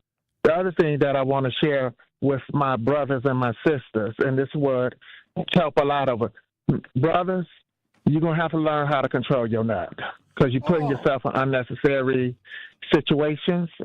And to the women, stop letting these men ejaculating you, okay? You should save a whole lot of stuff, because if I was a woman, I wouldn't let you ejaculate in me. Maybe my mouth, but not in me. Because the problem is they open up so many doors. You walking around here with Route 66 all on your stomach, and now he's saying mad. Now he's mad because he couldn't control them compressions from his stomach. So now you got two angry parties. So my best advice, I'll be popping Plan Bs like Tic Tacs. And then get them condoms on sale, fellas. Y'all can spend money on weed, rollers, Perk, Xanax, 120s. All that stuff. And the other thing I was going to tell you before I go. 120? I don't have, What's the It's just a whole lot of, well, sometimes they take a perk and slip it with an ecstasy pill. That's all it is. Geez. They call them 120. And then the other thing is, I don't have a problem with people being truthful. Just be ready for the recoil. So if you say something that's mean and hurtful that you're racist, now if I come back and call you a cemetery stone face DITC and you say the last word, or I call you a slut B junkie A-ho B, and then I call you a hammerhead 304, don't get mad because I said what I said. And I'm going to just tell you have a great day. And if I tell you bend down and lick the fungus from between my feet, don't get mad if I say you got dessert after and it's not coming out the front. It'll probably drop it out my crack of my. Have a good day. Bye-bye. Great weekend. All right. Yep. We'll see you later there, pal. Okay, so when is the show over? How many minutes we got left? We got. I tried today. I did. I tried to put together a show that we all could be proud of, where we could arrive at a solution that we all could work on, because we want to improve conditions in the community, and that's what we end up with. Like, that was the culmination of my work and my preparation. I get here very early. I'm going to stop coming so early. What time does the show start? 9 o'clock? I'm getting here at 8:59 because what's the point of me putting together all this smart people stuff? I was going to use AI to help me find a whole bunch of research. For what? I don't need... All right, I'm going to... Well, the Brewers are doing well, so there's that. Maybe we should talk about sports. Packers got a bye week, so that was embarrassing because we had company in the studio, too. Was that bad? That was real... It was real bad? Uh-oh. Well, he didn't use any profanity. So he got real close, but he didn't. I got to blow my nose. So, hey, do you guys want to talk for a little while I blow my nose? Zach, what are you doing this weekend? Are you DJing somewhere or going? When are you going to Oshkosh? I got my debut in Oshkosh tonight, and then I'm going to be DJing at Whitetail tomorrow. So that should be pretty fun. You're going to have a lot of fun in Oshkosh. So if you don't know, or if you didn't know, my first 2 years of undergrad were at UW Oshkosh, and that was probably the most nonstop fun I had on a campus in my entire life. So it's been a long time. That was 30 years ago. But if Oshkosh has maintained its reputation, woo! Actually, you know what? I saw, because I think you might have posted a story of you going up to Oshkosh. I actually thought about driving up there. I'm way too old, though. I got a white beard. I would look like somebody's daddy. You're not too old because another bar owner, you are old, but another bar owner in Milwaukee hit me up too, and he said put me on the guest list because I may slide up there. I'm not going to say who it is, but. I'm trying to think of what. Do you know the address of the establishment? Because when I was up there, it probably was a bar or a club when I was going to school up there, but the name has changed. Is it on High Street? By chance? It's 539 High Avenue. So it's right on campus. What the hell? 54901. It's right on the campus if it's on High Street. Okay, well. Because you know. Underground. Okay. Oh, yeah, I don't know what it used to be called. Because you know I got a new car. I got rid of the Volt. Wait, really? Yeah. I ain't telling nobody, though, because I don't want to hear no hate. But I got a new vehicle. Ricky seen me in yesterday. He was like, that ain't yours. That's a rental. I was like, no, Playboy.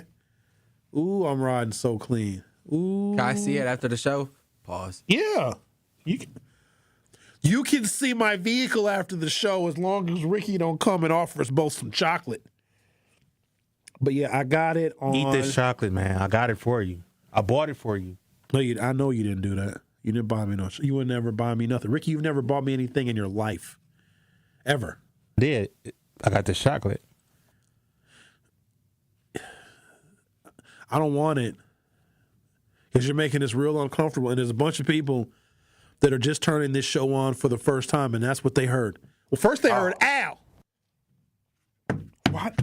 I told him not to go too far. What am I going to do?